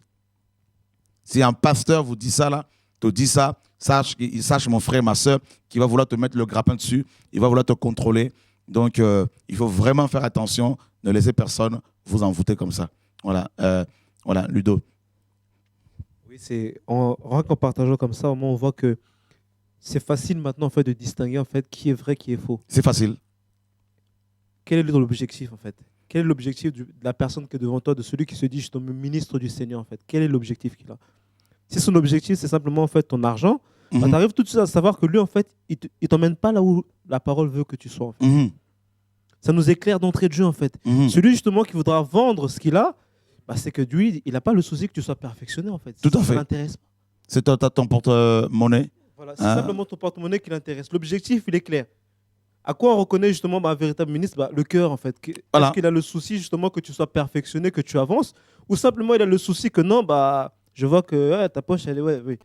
Je peux soutirer quelque chose de ta part. En fait. Et surtout quand un pasteur commence à te créer des problèmes parce que Dieu se sert de toi, hein, dans la guérison, la délivrance, dans un domaine quelconque, là, tu peux être sûr et certain qu'il ne veut pas que tu sois perfectionné, il veut que tu sois toujours dépendant de lui. Parce que si un pasteur fait tout pour être indispensable dans son assemblée locale, eh ben, c'est clair, ça veut dire qu'il devient Dieu. Donc, mais un pasteur, un apôtre, un prophète qui, n'est-ce pas, fait tout pour ne pas être indispensable, qui s'efface, hein, qui vous pousse à aller vers le Seigneur, eh ben, celui-là, vous pouvez prier pour lui. Voilà. Et un pasteur qui vient, qui vous donne ses ouvrages gratuitement, ses CD gratuitement, ses coffrets d'enseignement gratuitement, eh ben, c'est parce qu'il a le souci de votre avancement.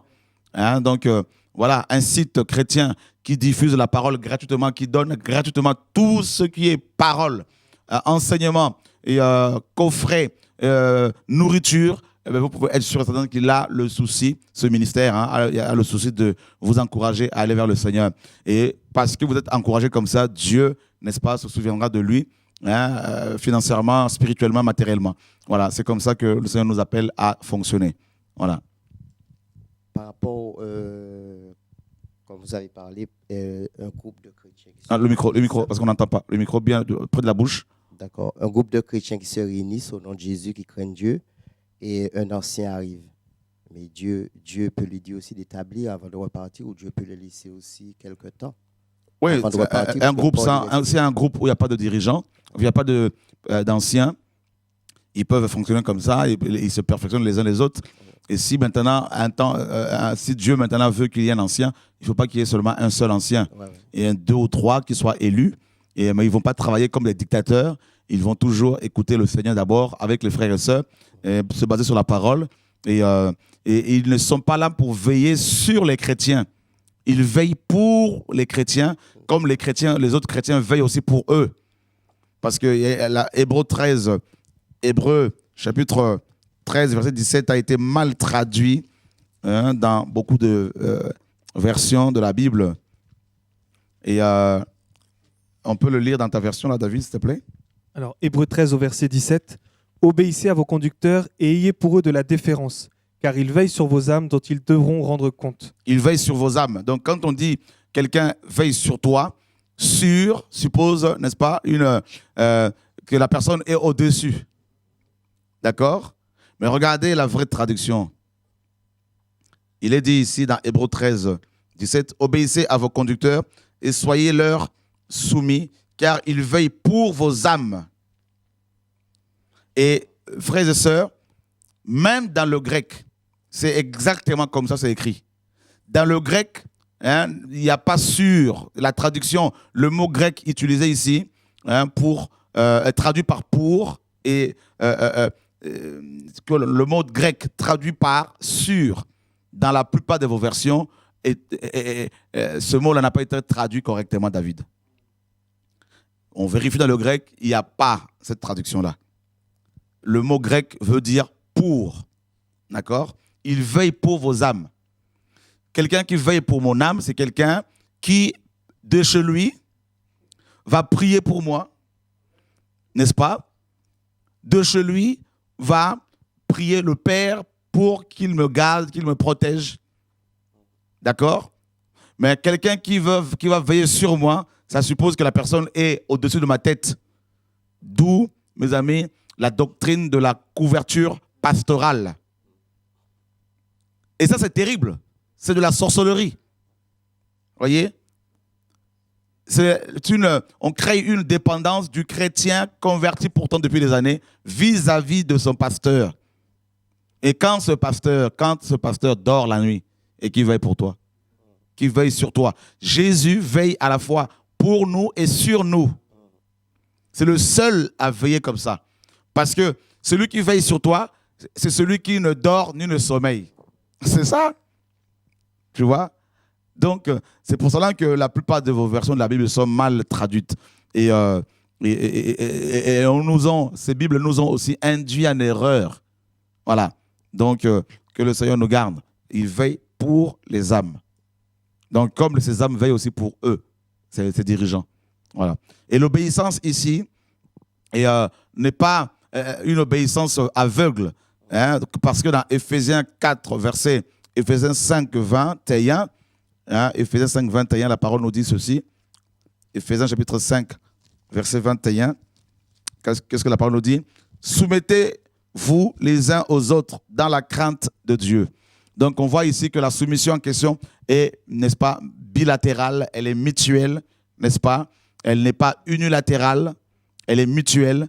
Donc, soumettez-vous à vos conducteurs parce qu'eux-mêmes sont soumis à la parole de Dieu. Voilà ce que ce verset veut dire dans le grec.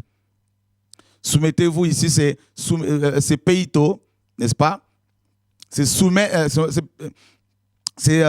obéir aux pasteurs, aux apôtres, aux docteurs, parce que ce qu'ils vous disent, vous le vérifiez vous-même dans les Écritures.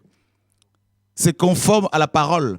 Donc, un apôtre, un prophète, un pasteur qui vous demande de pratiquer des choses qui ne sont pas scripturaires, qui ne sont pas bibliques, vous ne devez en aucun cas leur, n'est-ce pas, obéir. Vous ne devez en aucun cas leur obéir, vous soumettre à eux, parce que vous allez n'est-ce pas, vous opposer à Dieu. Et parce que vous allez refuser d'obéir à ces pasteurs et à certaines lois votées par les hommes de ce monde qui sont anti-bibliques, vous allez être persécutés. Voilà pourquoi les vrais chrétiens sont toujours persécutés, parce qu'ils refusent de se soumettre aussi bien aux religieux qui veulent les éloigner de Dieu qu'aux hommes de ce monde qui, mes amis, veulent les sortir de la saine doctrine de la vérité. Voilà. Donc, que Dieu nous garde. Oui, Denis? C'est pour cela aussi que les pasteurs ne peuvent pas... Le micro, s'il te plaît. C'est pourquoi les pasteurs ne peuvent pas t'inviter, parce qu'ils écoutent et puis ils disent tu vas tout casser alors. Ben, je suis devenu je suis la persona non grata. Hein, et de toute façon, ils m'ont fermé la porte de leur bâtiment d'église, mais malheureusement pour eux, les chrétiens qu'ils contrôlent ont le net, hein, ils ont Internet. Et ils se connectent dans les coulisses sur TV Radio de Vie. Pas seulement sur TV Radio de Vie, ils se connectent également sur d'autres sites où la vérité est proclamée, hein, parce qu'on n'est pas les seuls, attention. Et personne ne détient la vérité, parce que la vérité, c'est Yeshua, et c'est lui, Yeshua, qui nous tient et qui nous détient. Hein, n'est-ce pas? Donc, voilà, donc du coup, il y a la révolution qui arrive. Ces chrétiens découvrent ainsi la vérité. Qu'est-ce qui se passe? Ils essaient de la partager avec ces pasteurs. Et comme ils s'opposent, ces chrétiens, ceux qui aiment le Seigneur, qu'est-ce qu'ils font? Ils sortent. Ils se retrouvent entre eux pour prier ensemble. Donc moi, je ne suis pas en train de casser les églises. Tout ce qui peut casser l'église de Dieu, personne ne peut la casser. Donc ce sont les boutiques qui sont cassées par la parole véritable. Voyez, nous n'avons pas de puissance contre la vérité, nous n'en avons que pour la vérité. 2 Corinthiens 13, 8. Et quelqu'un qui exhorte. Le micro, s'il te plaît, Denis, parce que tu fais la main avec le geste avec le micro en même temps. Donc les gens n'écoutent pas chez eux après. Ouais. Voilà. Quelqu'un qui exhorte. Et quelqu'un qui enseigne, qui entend de la parole, mais bon, même quelqu'un qui exhorte des frères et sœurs, ceux qui écoutent, quand c'est conduit par l'esprit, il peut dire qu'il a enseigné. Bien sûr, mais de toute façon, il y a deux types d'enseignements. Ouais. Il y a tout le monde, tous les chrétiens à la base sont appelés à enseigner. Attention, ne me lapidez pas. Donc il y a deux types d'enseignements. Premièrement, tous les chrétiens sont appelés à s'enseigner les uns les autres. Colossiens 3,16. Je crois qu'il y a quelqu'un en ligne là-bas. Donc, on va prendre la personne dans quelques secondes, quelques minutes. Colossiens 3,16. Colossiens 3,16. Et voilà. Que la parole de Christ habite abondamment en vous, avec toutes sortes de sagesse, vous instruisant et vous exhortant les uns les autres par des psaumes, par des hymnes et par des cantiques spirituels, chantant du fond de vos cœurs au Seigneur avec reconnaissance. Voyez? Et donc, la parole est claire ici, et on va prendre encore un deuxième verset dans Éphésiens. Voilà, pour ne pas qu'on dise, mes frères, tu as seulement pris un passage. Dans Éphésiens chapitre, n'est-ce pas, 5, si je ne me trompe. Éphésiens chapitre 5. Merci Seigneur, car la parole est la vérité. Voilà. Et voilà, la parole, Éphésiens chapitre 5. Voilà. Voilà, verset 18. Ne vous enivrez pas de vin dans lequel il y a de la dissolution, mais soyez remplis de l'esprit, vous entretenant par des psaumes, par, n'est-ce pas, des hymnes et par des cantiques spirituels, chantant et psalmodiant de votre cœur au Seigneur. Voilà. Donc, il faut s'entretenir ici. Pareil, hein, c'est dans le même. On entretient la lampe. Hein, voilà, comme sous la loi de Moïse, le chandelier devait être entretenu, les lampes du chandelier devaient être entretenues avec de l'huile, n'est-ce pas? Donc, voilà. Donc, et Paul nous apprend dans ces deux passages que les chrétiens sont appelés à, n'est-ce pas, s'édifier, s'enseigner, hein, les uns les autres. Donc, par les chants, aussi par les hymnes, tout ça. Donc, un frère et une sœur qui reçoit un cantique spirituel, qui le chante devant l'assemblée, peut nous enseigner. Et c'est ce que la parole nous apprend. Donc, voilà le premier type d'enseignement. Vous voyez, par les chants, par la louange, par le témoignage aussi, on peut dire, ah, ton témoignage m'a enseigné quelque chose. Hein, ton exhortation m'a enseigné quelque chose. Voilà. Maintenant, dans Jacques 3, verset 1er là-bas, on nous parle du deuxième type d'enseignement, hein, c'est-à-dire la pose des fondements. Hein, donc, réservé bien sûr aux 5 ministères d'Éphésiens 4. Et Paul disait dans 1 Corinthiens 3, j'ai posé le fondement comme un sage architecte. Vous voyez? Donc là, les 5 ministères d'Éphésiens 4 travaillent essentiellement dans l'enseignement.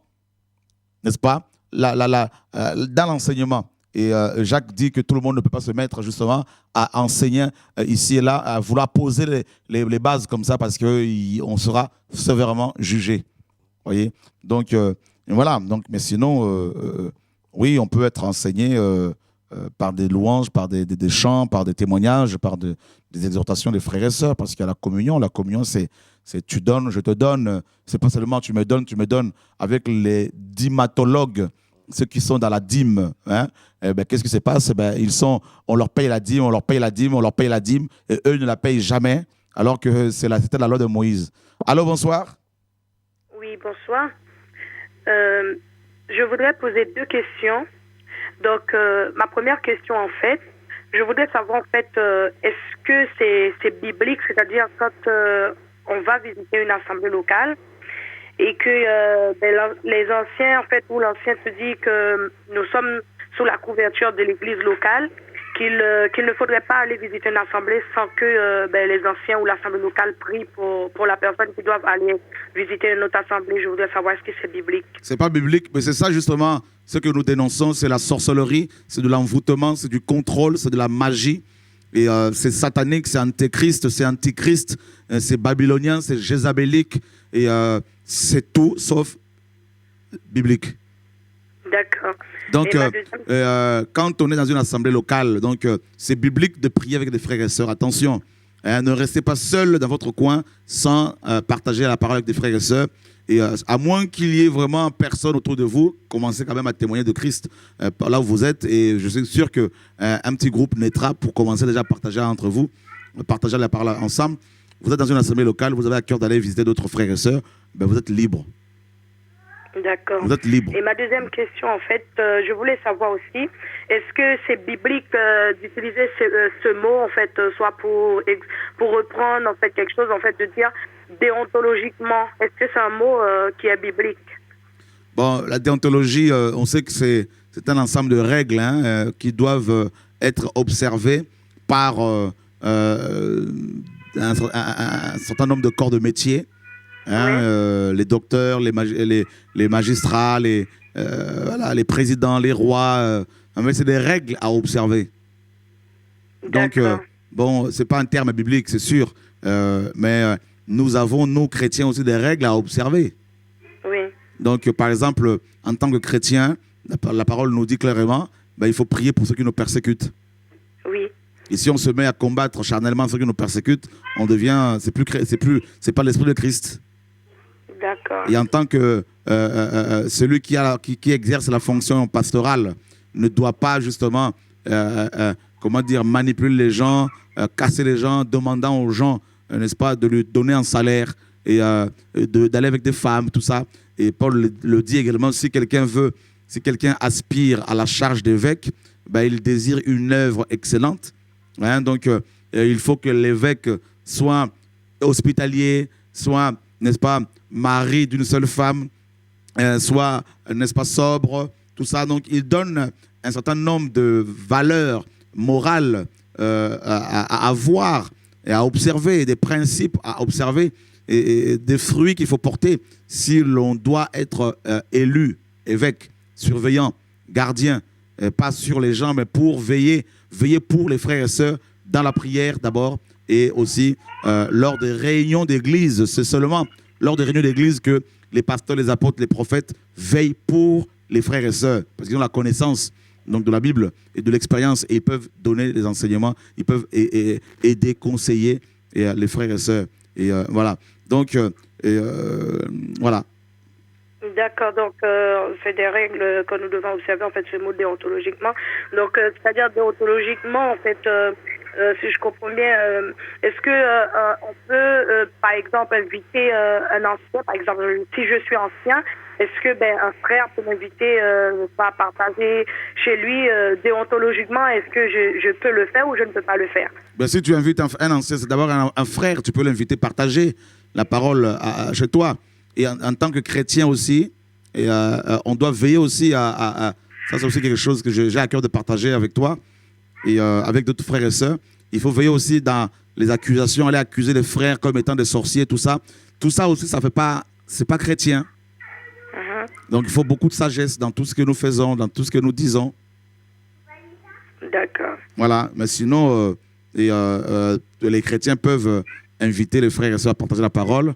Et voilà, donc on est dans la liberté, dans la sagesse. D'accord. Ok, je voulais être éclairé sur ça, que Dieu soit béni. Voilà. Merci. Merci, au revoir. Que Dieu soit béni. Donc, voilà, frères et sœurs, donc ce soir, c'est des questions-réponses. Et voilà, on voit un peu le rôle des 5 ministères d'Éphésiens 4. C'est pas de prendre la dîme, c'est pas de prendre un salaire, c'est pas ça. Donc leur rôle, sinon malheureusement beaucoup font ça. Ils deviennent pasteurs, apôtres, prophètes, ils se font ordonner, bishop, tout ce que vous voulez, parce qu'ils savent que derrière ils vont amasser, ils vont prier pour la délivrance des gens, parce qu'ils savent que derrière ils vont amasser. Ça, c'est pas biblique, c'est du vol. En fait, Paul dit que ces hommes-là sont motivés par l'argent. Dans 2 Pierre en parle également. Et la piété est devenue pour eux une source de gain. Il le dit également, l'amour de l'argent est la racine de tous les maux. Quand on est affecté par l'amour de l'argent, on commence à voir le mal partout, on commence à voir que tout le monde mange et toi tu ne manges pas. Et on commence à soupçonner. Et on commence à attendre à ce que les gens te bénissent, te nourrissent. Et là, ce n'est plus Dieu qui devient ta source de bénédiction, ça devient les hommes. Et c'est comme ça que beaucoup sortent de leur appel, malheureusement. Voilà, donc, allô, bonsoir. Allô. Oui, bonsoir. Oui, bonsoir, c'est Paul de Lille. Paul, comment vas-tu, mon frère? Ça va, bonjour mes frères. Je suis très heureux, je vous ai entendu hier soir, ce soir encore, mon cœur est rempli de joie, plein de bonheur. Et franchement, je loue le Seigneur depuis que je vous connais, depuis 5 ans maintenant. Amen. Je reçois les enseignements et j'avance avec le Seigneur. Et plus j'avance, plus je peux dire que je peux crier haut et fort que la parole est la vérité. Tout est dans la parole. Mes frères et sœurs, tenez-vous à la parole à Jésus-Christ de Nazareth. Amen. Et le louons au Seigneur tous ensemble. On est dans les derniers temps. Nous sommes à la fin des temps. Prenons-nous tous par la main, soudons-nous. On doit se souder l'un l'autre et apporter à d'autres. Il y a tellement d'âmes à sauver autour de nous. Il y a tellement d'âmes à sauver. La semaine dernière, le Seigneur m'a donné la possibilité d'aller voir des gamins, des gamines, des personnes qui se suicident. Autour de nous, il n'y a que ça, il n'y a que la mort qui est autour de nous. On nous vend de la mort. On va dans les assemblées, ils nous vendent de la mort. Déguisés, mais ils nous vendent de la mort.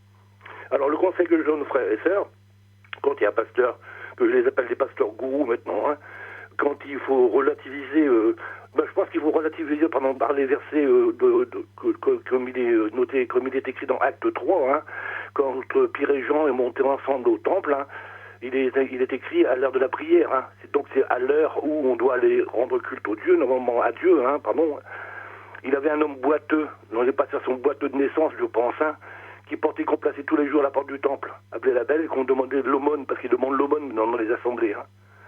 Et nous, on doit répondre à ces pasteurs qui nous réclament de la dîme, qui nous réclament des sous, qui nous comment dirais-je, qui nous soporisent, qui nous endorment, qui nous enfument comme des abeilles, parce que, à la limite, dans les assemblées, maintenant c'est comme ça, on nous enfume, comme ça on nous endort bien, et puis on raconte n'importe quoi, et après on se fait diriger. Et il faut simplement répondre comme Jean et Pierre et Jean ont répondu, je n'ai ni argent ni or, mais ce que j'ai, je te le donne au nom de Jésus-Christ de Nazareth. Et on peut ajouter, arrête de me gruger, je vais t'apporter la parole de Dieu, et dans la parole tu auras tout, parce que la Bible le dit, Dieu a dit, je pourvoirai à tous tes besoins. Ah maintenant, si tu as besoin de sous, tu t'adresses à Dieu, tu t'adresses pas à moi. Point. Amen. Voilà, et donc effectivement on a vraiment un trésor, nous on a un trésor, et partageons ce trésor qu'on a reçu du Seigneur, partageons. On n'a pas besoin de donner numérairement, physiquement, par de la monnaie, par des chèques. On donne le trésor qu'on a reçu, l'amour du Seigneur. C'est l'amour du Seigneur qui nous relie, qui nous lie. C'est l'amour de Dieu. Je vois autour de moi des personnes par téléphone ou par mail, je les connais jamais, je les ai jamais vues de ma vie. Et l'amour du Seigneur me les fait contacter. Et c'était comme si je les connaissais depuis 25, 30 ans, 40 ans.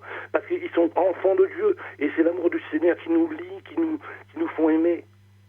Alors, il y a une chose qui m'est restée vraiment depuis quelques semaines dans la tête. Nous sommes 7 milliards sur la Terre d'êtres humains. Combien serons-nous en haut? Combien de personnes seront sauvées? Je m'étais posé la question il y a de ça plus d'un mois. 1%, ça fait 70 millions. Est-ce que c'est possible? 1%. 99% iront en enfer. Est-ce qu'on a vraiment conscience de ça? Alors je pense qu'il faut courir maintenant, courir pour recevoir cette nourriture, cet enseignement, courir pour recevoir de la part du Seigneur Jésus. Et ben, ce qu'il nous a donné, à savoir les Écritures, et aller partager.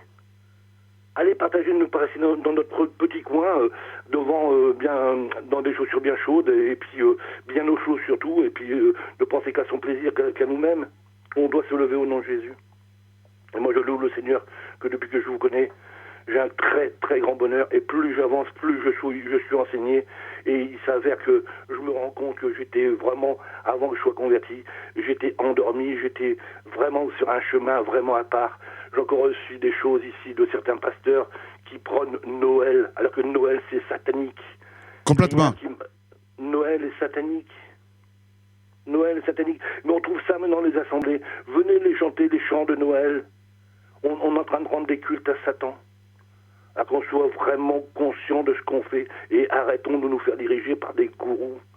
Parce que je vois autour de moi, mon frère Choura, tu sais que moi, ça fait 5 ans que j'ai donné mon cœur au Seigneur. J'étais franc-maçon avant. Il s'avère que maintenant, je me rends compte que dans les assemblées, c'est la franc-maçonnerie spirituelle. Malheureusement. Et c'est fou, parce que ils prennent des versets bibliques et puis ils déguisent tout en même temps. Ils déguisent tout à leur façon pour mieux nous endormir. Et en définitive, on ressort de là, on est encore plus souillé que quand on est rentré. Alors franchement, au nom de Jésus, que le Seigneur vous donne encore la force. Je bénis tous les frères qui sont sur le plateau, Ludo, David, d'autres aussi que j'ai oublié les prénoms. Et je vous embrasse très fort au nom de Jésus. Et surtout, gardez le cap, gardez le bon cap. Que Amen. Dieu vous garde. Gloire à Dieu, grâce à vos prières, frères et sœurs, notamment Paul, et qu'on arrive à tenir, et grâce à vos prières qui montent vers le Seigneur, Alléluia. Devant le trône du Père, et sa main continue à nous protéger, malgré les critiques, les attaques. Mais nous voyons ces fruits, ces frères et sœurs de toutes les nationalités, pratiquement, qui sont réveillés, qui sont encouragés, et tous ces témoignages que nous recevons de leur part nous fortifient énormément. Amen. J'ai toujours aussi cette image, on fait partie d'un grand paquebot qui pèse des milliers de tonnes. Et c'est un petit gouvernail qui s'appelle le Saint-Esprit qui nous dirige. Amen. Et ça, c'est la puissance de Jésus. Le gouvernail, c'est la puissance de Dieu. Il nous dirige pas le vent à droite ou à gauche. Mais avec Jésus, on est sûr d'arriver à bon port parce qu'on a déjà la victoire. Amen. Que Dieu vous garde. Merci Paul, à bientôt. Merci. Bientôt.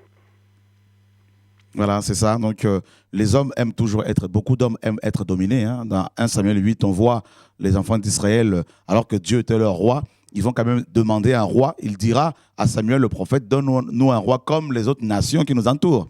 Donc, on aime, les chrétiens aiment tellement le monde, hein, beaucoup aiment tellement le monde qu'ils vont demander des dictateurs qu'ils ont eus dans leur pays d'origine pour les Africains, hein, les Sud-Africains, tous les Sud-Américains, et puis comme des dictateurs très subtils qu'ils ont dans les pays dits modernes, civilisés.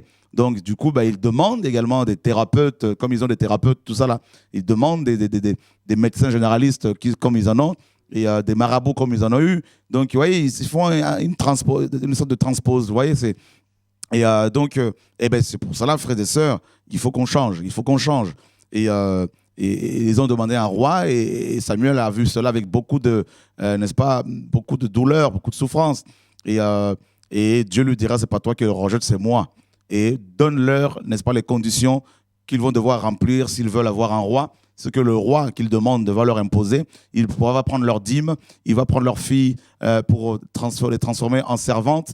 Leurs enfants ils vont élever les chevaux du roi. Ils ont dit, c'est pas grave, nous voulons quand même un roi. Alors que quand ils avaient Dieu comme roi, ils étaient libres. Et voilà, ils se sont mis sous le joug de l'esclavage. Et c'est ce que beaucoup de chrétiens, malheureusement, demandent. Psaume 23 nous dit que l'Éternel est notre berger. Yeshua, dans Jean 10, il dit qu'il est le berger par excellence. Il est notre berger. Je suis le bon berger, disait-il, n'est-ce pas? Mais malheureusement, beaucoup de chrétiens aujourd'hui disent, ce sont nos pasteurs qui sont nos bergers, ce sont nos apôtres qui sont nos bergers. Nous devons les consulter matin, midi, soir. Et beaucoup d'hommes aussi qui sont appelés bergers aiment cela. Il y a une forme de gloire, hein? Donc, parce que voilà, il y a l'argent qui rentre facilement. C'est un système complètement, mes amis, fermé. Et voilà, et un monde à part, hein, carrément, parce qu'il y a aussi un marché, hein, un grand marché, hein, et beaucoup de sous à se faire dans ce marché, hein, qui n'est pas totalement exploité. Et voilà, donc c'est Apocalypse 18, hein, donc les marchands de Babylone, hein, les marchands de perles, les marchands de fruits, les marchands d'or, les marchands d'âmes humaines. Et c'est ce que nous voyons effectivement dans ce grand, mes amis, système religieux. Des livres sont écrits pour dénoncer Mammon. Pourtant, ceux qui les écrivent vendent leurs produits. Alors, allez savoir maintenant qui fait quoi, qui dit la vérité, qui prêche quelle vérité. Donc, c'est le monde à l'envers. Le monde à l'envers, frères et sœurs. Le monde à l'envers. Donc, des séminaires qui sont organisés ici et là. Et à chaque fois, il y a un stand quelque part où des livres sont vendus à fond la caisse. Et des CD, des coffrets d'enseignement. Vous voyez, donc dès qu'un enseignement finit, tout de suite on sort le CD, le coffret, et puis tac, les chrétiens font la queue pour acheter. Vous ne voyez pas que c'est la même chose que dans Jean 2, quand le Seigneur avait chassé, quand il a chassé les vendeurs de pigeons, les changeurs de monnaie, les vendeurs des bœufs du temple, frères et sœurs, c'est la même chose. Dites ce que vous voulez. Dites ce que vous voulez. Oh, ce monsieur passe sa vie à critiquer. Non, on enseigne comme ce soir. Mais quand on a l'enseignement, dans l'enseignement, il y a aussi la part à la dénonciation. Voyez, donc il y a aussi une partie de dénonciation. Excusez-moi. C'est ça l'évangile. Oui, David. Surtout que, juste pour rebondir un peu sur les ventes des livres, là, surtout qu'ils le vendent à un prix sachant, supérieur à ce qu'eux, ils payent. Alors qu'avec un simple PDF sur un site païen, on peut l'avoir à 3 fois moins cher. Tu te rends compte? 3 fois moins cher. Un livre de 150 pages, 200 pages en couleur, avec les mêmes photos, tu l'as à 5 €, mais ils te le vendent 15 €. Waouh, Seigneur, mon Dieu. Là, c'est ça. Païen. Le livre, le site est païen. Donc, on nous parle, oui, mais qui paye l'imprimeur, qui paye les photocopies, tout ça, là, mais il y a un site païen qui fait moins cher que toi. Et puis des arguments qui ne tiennent pas. Ça ne tient pas. Parce qu'on n'a aucun. Leur comportement, leur fonctionnement n'a aucun, mes amis, précédent, hein, donc, dans les Écritures, n'a aucun fondement. Et c'est basé sur du sable. Ils construisent leur doctrine, leurs arguments sur du sable. Voilà. Quoi que les gens disent, quoi que les gens fassent, mes amis, ces vendeurs de livres, ces vendeurs de CD, ces vendeurs de concerts payants, ces vendeurs de bijoux, d'huile qui viennent d'Israël, du sable qui vient d'Israël, ne veulent en aucun cas entendre la vérité. Mais les vrais enfants de Dieu reviennent à la vérité. Ceux qui ont des sites avec des boutiques à côté et qui aiment le Seigneur commencent à changer de langage, à réaliser qu'il faut revenir à la simplicité, à la gratuité de l'évangile, parce que nous sommes appelés à aller faire de toutes les nations des disciples, n'est-ce pas? Et le Maître l'a dit clairement, vous avez reçu gratuitement, donnez gratuitement. Ce passage-là est très biblique. Matthieu chapitre 10, verset 8. Frères et sœurs, on ne cessera jamais de marteler là-dessus. Et voilà. Donc, que le Seigneur soit béni. Nous allons prendre quelqu'un en ligne et puis on va finir l'émission. Allô, bonsoir. Bonsoir. Oui. Oui. Oui, bonsoir. Oui, je suis en train de vous regarder là. Je voudrais vous poser une question par rapport aux femmes qui dirigent à l'église. Est-ce que les femmes ont le droit de diriger à l'église? Parce que je vois dans 1 Timothée 2, verset 12, il dit « Je ne permets pas à la femme d'enseigner ni de prendre de l'autorité sur l'homme, mais elle doit demeurer dans le silence. » Je voudrais avoir plus d'explications sur ça, s'il vous plaît. Ok, on a déjà eu à donner un enseignement là-dessus. Je vous inviterai à aller voir sur nos sites les enseignements relatifs à cette problématique, à cette question. Mais toutefois, je vais quand même un tout petit peu vous répondre. Bibliquement parlant, on nous dit dans 1 Corinthiens 11 que c'est l'homme qui est le chef de la femme. D'accord. Donc, pas un chef qui va être comme un dictateur, commandé. Voilà. Donc, c'est un chef qui donne l'exemple par sa vie, par son fonctionnement. C'est un chef qui protège, qui défend, qui encourage. Voilà. Je prends un exemple. C'est un chef qui va par exemple dire, voilà, j'ai jeûné, ben vous pouvez jeûner si vous le voulez. J'ai prié, vous pouvez prier. Mais il n'est pas là en train de dire aux gens prier alors qu'ils ne prient pas. Voilà. Donc, l'homme est le chef de la femme. Donc, et ça, c'est la parole nous dit, dans 1 Corinthiens 11. Et maintenant, dans les assemblées, les dirigeants, c'était les hommes. Mais la femme peut avoir aussi un ministère qui n'a rien à voir, parce que le ministère et l'église, c'est deux choses différentes. Donc, les églises bibliques étaient dirigées par le Saint-Esprit. Il pouvait y avoir un groupe d'anciens qui étaient tous des hommes, il faut le reconnaître. Parce que quand on voit un Timothée là-bas, on ne voit pas des femmes anciennes, on voit des hommes. Donc, restons bibliques. Mais les femmes servent aussi le Seigneur dans les assemblées. Paul a demandé à ce que la femme se taise que les femmes se taisent dans les assemblées, parce qu'il y avait beaucoup de problèmes dans ces assemblées-là. Les femmes posaient des questions pour être enseignées, mais elles utilisaient des langages qui étaient inappropriés, des langages malsains. Et voilà pourquoi il leur avait demandé de se taire. Mais une femme qui est remplie de l'esprit peut exhorter, encourager et prophétiser. Parce qu'on le voit dans 1 Corinthiens 11 où Paul dit que les femmes peuvent prophétiser. Voilà, donc, et ça, il n'y a pas de problème. Donc, il faut toujours voir les choses dans leur contexte. Mais de là à aller établir des femmes pasteurs pour diriger, on n'a pas vu ça dans la parole. Mais une femme peut avoir un ministère, comme Aquilas et Priscille, peut avoir un ministère pour évangéliser ici et là, témoigner de la parole du Seigneur ici et là, gagner les âmes, bien évidemment.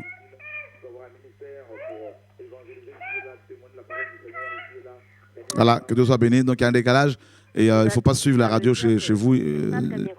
Voilà. Elles peuvent diriger ou pas? Elles ne peuvent pas diriger parce que, comme on l'a vu, déjà, c'est le Saint-Esprit qui dirige. Ah, d'accord. Voilà, maintenant, aller diriger une église, on n'a pas vu une femme diriger une église. D'accord. Voilà. Je vous remercie. Que Dieu soit béni. Voilà, que Dieu soit béni, frères et sœurs. Donc, alors, on voulait juste faire cette émission pour vous encourager, mais on ne voulait pas trop s'étendre dans le temps pour vous permettre de pouvoir bien le saisir et puis le diffuser rapidement. Voilà, que le Seigneur soit béni. Merci pour votre présence et que Dieu vous garde. Au nom de Yeshua, nous vous donnons rendez-vous ce samedi à 16h30 sur TV de Vie. Et pour ceux qui ont l'habitude de venir nous suivre pour notre programme de réveil tous les samedis, à partir de 16h30, mais si vous arrivez à 15h, il n'y a plus de place. Et ce n'est pas une église. Depuis que le Seigneur m'a demandé de commencer ce programme, en mars 2012, et on n'a pas encore... Et mars 2012, je crois, si je me trompe.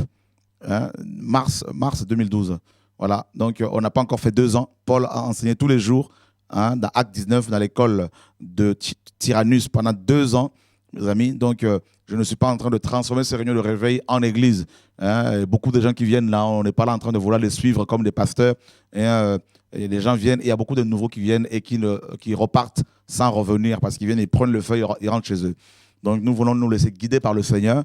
Donc, ne vous inquiétez pas, votre frère n'est pas en train de vouloir créer une église et ça ne m'intéresse pas, c'est pas ce que Dieu m'a demandé. Donc, c'est des réunions, il faut annoncer la parole jusqu'à ce que le Seigneur dise, passez à autre chose et je passerai à autre chose. Voilà pourquoi ceux qui viennent ne doivent pas nous prendre ou me prendre pour leur pasteur, parce que votre pasteur, c'est Jésus-Christ de Nazareth. Voilà, donc vous voyez, il y a beaucoup de nouveaux qui viennent, beaucoup de païens qui sont baptisés, qui sont convertis et qui reçoivent le baptême. Et le Seigneur renouvelle son peuple qui part chez eux avec le feu et il le diffuse partout. Et que le Seigneur soit béni. Et vous savez, comme on vous l'a souvent dit, nous avons ce projet d'achat de locaux, de TV de vie, pas pour une église.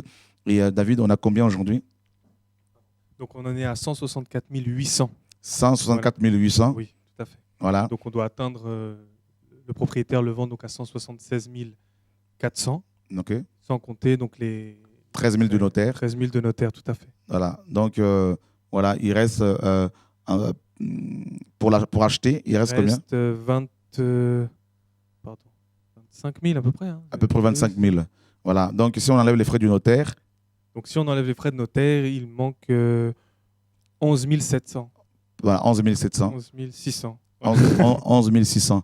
Voilà. Et nous croyons avec la grâce du Seigneur que on va y arriver parce que c'est presque fini. Amen. Et toute la gloire revient au Seigneur pour l'œuvre qu'il fait. Et merci pour vos prières. Nous vous aimons beaucoup, frères et sœurs. Que Dieu vous garde. Hein? Donc je crois qu'il y a quelqu'un en ligne. Vraiment, c'est la dernière personne que nous allons prendre. Allô? Allô? Allô? Bonsoir. Bonsoir, frère Chora. Bonsoir. Je souhaitais rebondir sur un point. Là, tout à l'heure, vous avez écouté édifier la dame qui vient juste de raccrocher. Elle vous a posé une question en disant est-ce que les femmes avaient le droit de diriger l'église? Vous avez dit que c'était pas biblique. Or, il y a une question qui est biblique ici. Parce que quand Paul parle de l'attitude, en fait, recommande l'église de Corinthe sur le livre 1 Corinthiens 10. Il oblige, il exige même aux sœurs de se voiler dans l'assemblée des saints. Qu'est-ce que toi tu en penses? Parce qu'aujourd'hui, dans la plupart des assemblées, nous remarquons, la plupart des sœurs, même des sœurs chrétiennes, elles ne se voilent pas la tête. Est-ce que tu peux prendre toujours 1 Corinthiens 11 là-bas? Oui. Allô? Ouais. Et 1 Corinthiens chapitre 1 à 11. Et on va prendre le verset 5. Tu peux le lire? 1 Corinthiens 11, chapitre 5. Il est écrit... attends, je vais voir. Toute femme, au contraire, qui prie ou qui prophétise, la tête non voilée, il déshonore son chef. Continue. Qui déshonore son chef. Je vais reprendre ma Bible. C'est comme si elle était rasée. Car si une femme est rasée, et car si une femme n'est pas voilée... Pardon, le verset 15. Le verset 15. Le verset 15. Le verset 15. Il est écrit... verset 15. Mais ce qui est là... je vois. Ok, 14 et 15 pour mieux t'aider. La nature ne vous enseigne-t-elle pas? La nature ne vous enseigne-t-elle pas? Et puis, ça continue. C'est une honte pour l'homme de porter de longs cheveux, mais c'est... bon, allez, vous avez quand même compris l'idée dans laquelle j'ai posé la question. Parce que quand on lit ici... Est-ce que tu peux lire quand même? Non, tu n'arrives pas à lire là? Parce qu'en fait, j'ai ma Bible avec moi, mais vu que je m'entends en même temps... Ben, écarte-toi de ton... Comme tu as le téléphone, maintenant il faut écouter ma voix via ton téléphone et non via l'ordinateur. Ah, d'accord. Donc j'éteins l'ordinateur. Alors. Non, tu peux pas... déplace-toi simplement. D'accord. Le verset 14 est écrit. La nature ne vous enseigne-t-elle pas? La nature ne vous enseigne-t-elle pas que c'est une honte pour un homme de porter les longs cheveux, mais c'est parce que la chevelure lui a été donnée comme, voilà. Si quelqu'un s'est pris à contester... Ok. Je ne sais pas quelle Bible tu as là, parce que tu as du mal là-bas. Je vais lire pour toi. La nature même ne vous apprend-elle pas qu'il est honteux à l'homme de porter de longs cheveux, et que si la femme porte les cheveux longs, si la femme porte des cheveux longs, cela lui est honorable parce que les cheveux lui ont n'est-ce pas, été donnés pour lui servir comme un, n'est-ce pas, voile. Voilà la conclusion de Paul. On se bat, on se fait la guéguerre. On va obliger les femmes à mettre de voile. On leur dit si elles ne mettent pas de voile, elles vont en enfer. Il n'y a aucun verset qui dit que si une femme ne porte pas un bout de tissu, elle ira en enfer. Il faut ni rajouter ni enlever. Ceux qui disent cela, mes amis, sont aussi contre l'Esprit de Christ. Ils sont antichrist parce qu'ils rajoutent ce que la Bible ne dit pas. Paul dit que c'est une honte. Il ne dit pas que les gens vont aller en enfer. Il dit que c'est une honte. Et là, la conclusion de Paul est claire, que la nature nous enseigne maintenant. Et il dit que la femme, les longs cheveux de la femme lui ont été donnés comme voile. Alors voilà la conclusion de Paul. Alors pourquoi se faire la guerre à cause des bouts de tissu? En même temps, pourquoi alors il recommande, il dit qu'aucune femme ne prophétise ni... Mais parce que le problème, c'est... Le problème maintenant par rapport à l'histoire, c'est que les prostituées à Corinthe se rasaient la tête. Et Corinthe était remplie de n'importe quoi. Beaucoup de gens, il y a beaucoup de femmes qui étaient là, qui avaient des mauvaises vies, et puis c'est tout. Mais la conclusion, elle est claire. Donc le cheveu lui ont été donnés comme voile. C'est pas Chora qui le dit, c'est écrit. Merci. Voilà, donc il faut qu'on arrête la guerre de bouts de tissu, parce que cette guerre n'a pas lieu d'être, alors qu'on arrête de condamner les gens, et puis voilà, donc que le Seigneur soit béni, et tout le monde n'est pas appelé à enseigner, et n'allez pas vous connecter sur les sites ici et là pour recevoir n'importe quel enseignement, parce que ça vous trouble. YouTube est devenu, n'est-ce pas, une poubelle où tout le monde se lève pour pouvoir parler, et enseigner n'importe quoi. Voilà. Donc, et les chrétiens se laissent manipuler comme ça. Allez devant Dieu, priez Dieu, il va vous éclairer, chrétiens. Et voilà. Et nous voulons encourager maintenant les vrais enfants de Dieu qui font un travail aussi sur YouTube pour éclairer les frères et sœurs, pour ouvrir les yeux des chrétiens, les libérer du joug des faux pasteurs, des faux prophètes, des faux apôtres, et préparer les chrétiens par leurs enseignements par rapport au retour de Yeshua, amener les chrétiens à se préparer pour l'enlèvement et à se repentir, car Yeshua, notre maître, est en train de revenir. Et nous voulons encourager tous ces frères et sœurs qui sont courageux et qui vont, n'est-ce pas, se lever pour faire le travail. Au nom de Yeshua. Et quelqu'un qui enseigne sur YouTube, quelqu'un qui dénonce sur Internet, qui prêche la parole, priez que Dieu vous montre son état d'âme. Approchez la personne pour connaître sa vie, parce qu'il y a beaucoup d'amitiés fictives, superficielles, à cause du net. Et ce qui fait que les chrétiens vont écouter les docteurs ici et là, ils ne connaissent pas forcément leur vie. Que Dieu vous garde, frères et sœurs, au nom de Yeshua et notre Seigneur et Sauveur. Amen.